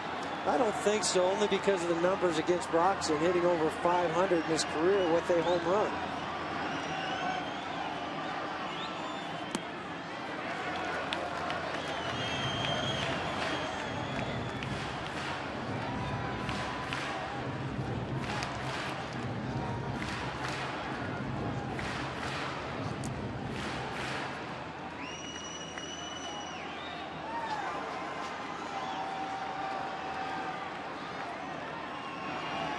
See how the Dodgers handle a little adversity. Yep. Dodgers leading the National League West in the early going with an 11-5 record. This ball toward the gap in left center. Kemp crosses over and makes the catch. Well, a good swing by Brad Hopp. Quintanilla returns to first. And there's one out. That ball died just a little bit. When it was first came off the bat of Hopp, I thought it had a chance to get down or get into the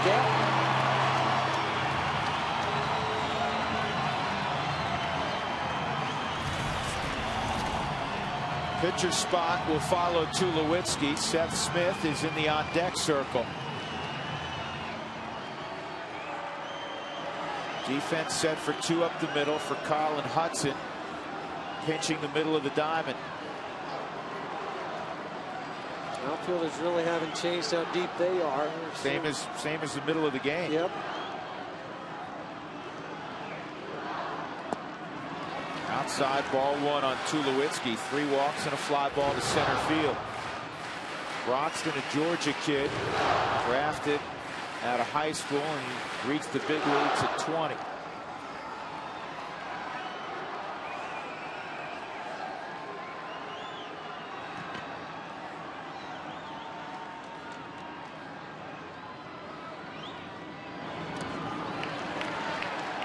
Which you hope, whenever you face a guy with his pedigree, is that, the 31 bullets last night will somehow take away some of his sharpness tonight. Well, so far we've seen it on the slider, just not quite as sharp as it had at least the last 2 pitches to Troy. Also, you hear pitchers say this all the time, even with the humidor, going to altitude trying to find a release point. Well, it's a cool night, dry air, trying to find the seams of the baseball.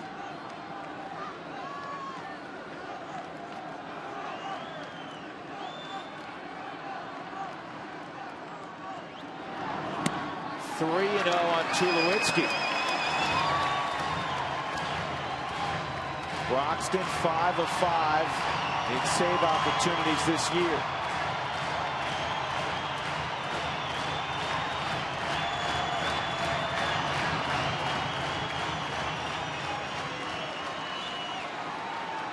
The league hitting .077 against him. Ball 4. That'll push the tying run to second base. So Tulowitzki walks for the 4th time in the game. Quintanilla to second. And here comes Seth Smith. And it's Joe Torre going to the mound. Not his pitching coach, Rick Honeycutt. Nobody's up. He wants to check on the big man. He's not worried. I mean, he's worried obviously about April 24th, but he knows he's got to keep this guy healthy. Exactly, and that's why he's going out there, Drew, just to make sure. You know what? Are you okay? You threw a lot of pitches last night. You tired? What's wrong? What's going on? That's his first walk of the year. Yeah, but that was also a little bit of a pep talk from Joe Torre. Hey, listen, go right after these guys. You got good stuff. Try to get them. Quit nibbling. But now Rockies have an opportunity with two guys that can run. If that ball's in the gap, you try to score Troy all the way from first base. And Manny's arm in left field is not real good. Matt Kemp's average to above. Ethier has a very good arm in right field, but if they're moving side to side, you can go ahead and send the guy.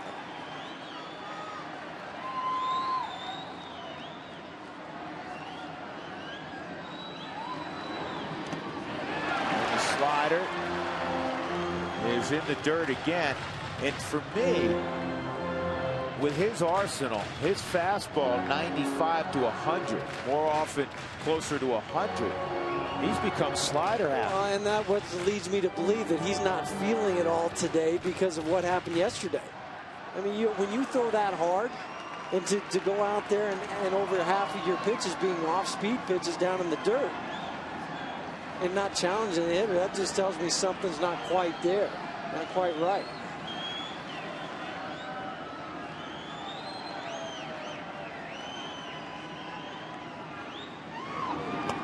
Seth Smith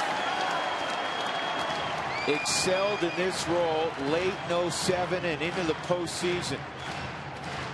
Even the most ardent of Rockies fans probably were not real familiar with Seth Smith's name prior to August, September, and October of 2007. He is very comfortable in this spot, and he's got the count in his favor. 6 straight out of the zone by Broxton.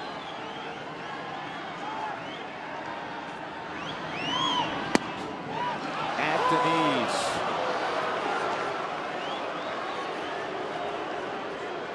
That goes back to my point just a second ago. You got a 96-mile-an-hour fastball, and you're messing around with the slider. With a hitter, you're sitting there 2-0 thinking, okay, I'm going to get a fastball, but that was just perfect location.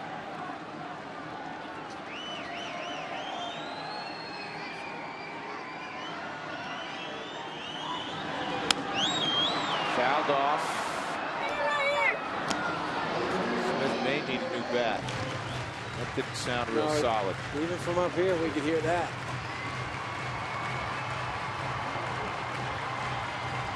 He's going to have to go get it himself. Seeing at Fenway tonight, his family in collaboration with the Red Sox. Their dad, lifelong Red Sox fan, to celebrate his 100th birthday, was the bat boy tonight for Boston. I didn't see that. How neat is that? And I guess going all the way back, he was a bat boy for the Boston Braves a few birthdays earlier.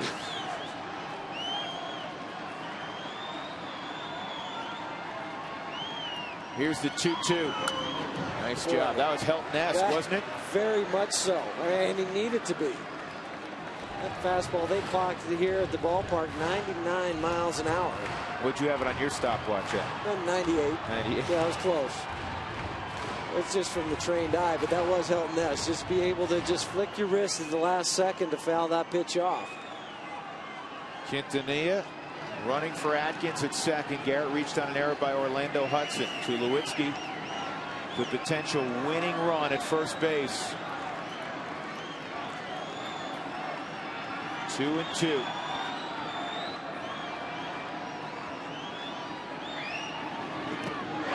he hold up? Nope.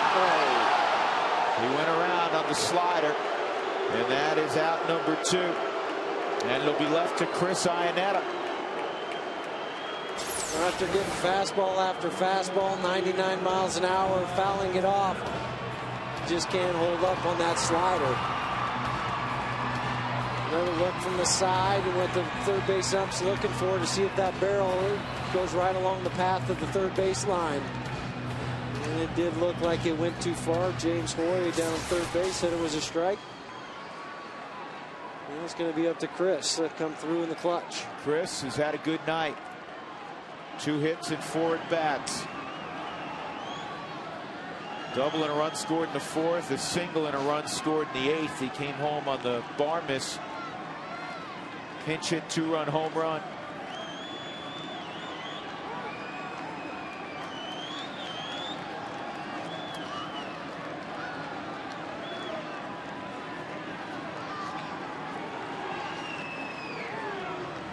Well, the Rockies desperately need something positive to happen.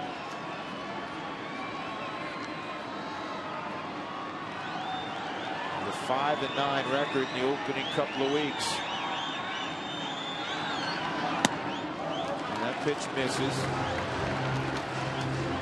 Ever since Joe Torre went out and talked to him, whatever he said to the big fella seemed to be working. When Joe went out there, the 10 pitches that he thrown, 8 of them had been balls. It's changed since then. Well, he had a delayed reaction to it because his next 2 were out of the strike zone also. Yeah, and then he got back into the right frame of mind, saying, hey, you know what, I need to go ahead and finish this ball game out.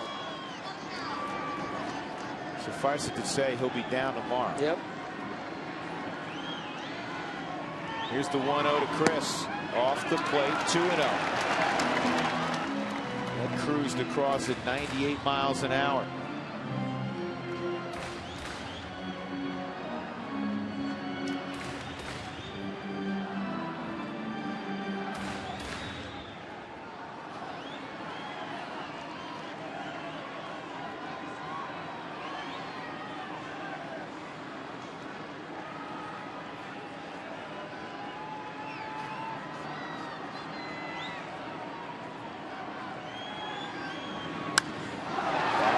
Out of play. Good swing there. Another 98-mile-an-hour heater.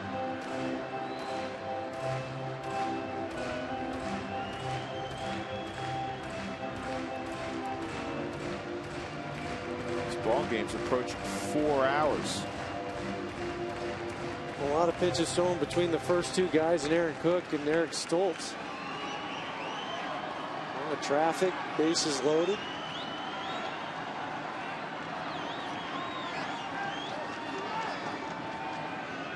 Two and 1 on Iannetta. And fouled off again into the upper deck.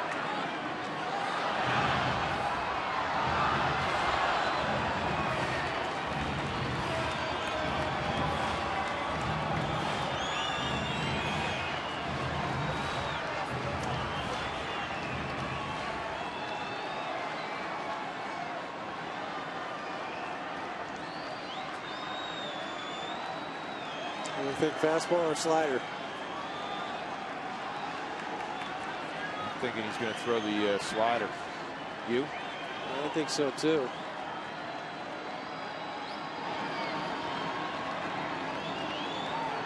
So you have to look fastball and react if you can.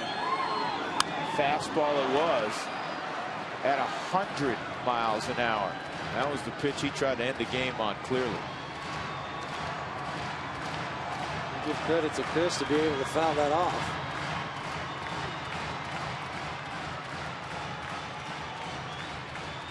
The one problem, if you do throw that slider and you hang it, you just speed up the bat. At Chris Iannetta's fouled the fastballs off to the right side, but if he leaves it over the middle part of the plate, speeds the bat up and chance for a hit.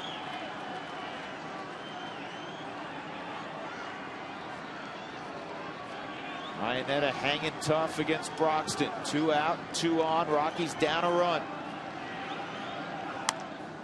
And he serves it foul into the seats again.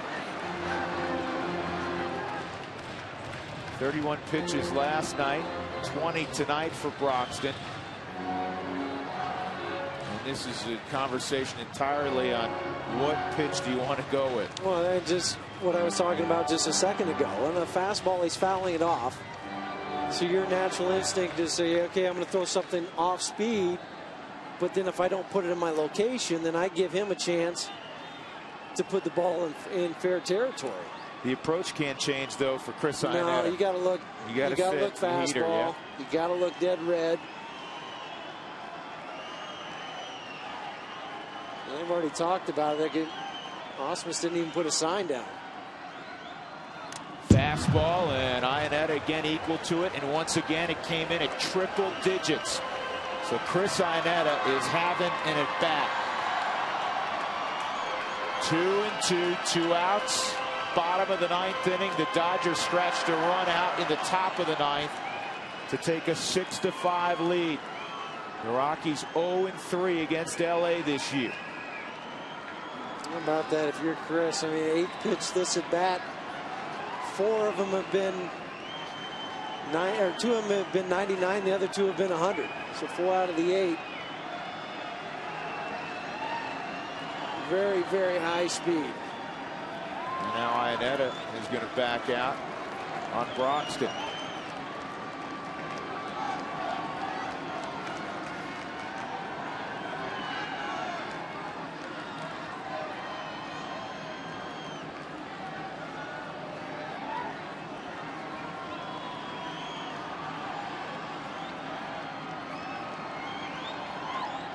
Got him on a slider. And the Dodgers prevail 6-5. Brad Ausmus with the game-winning RBI in the top of the 9th.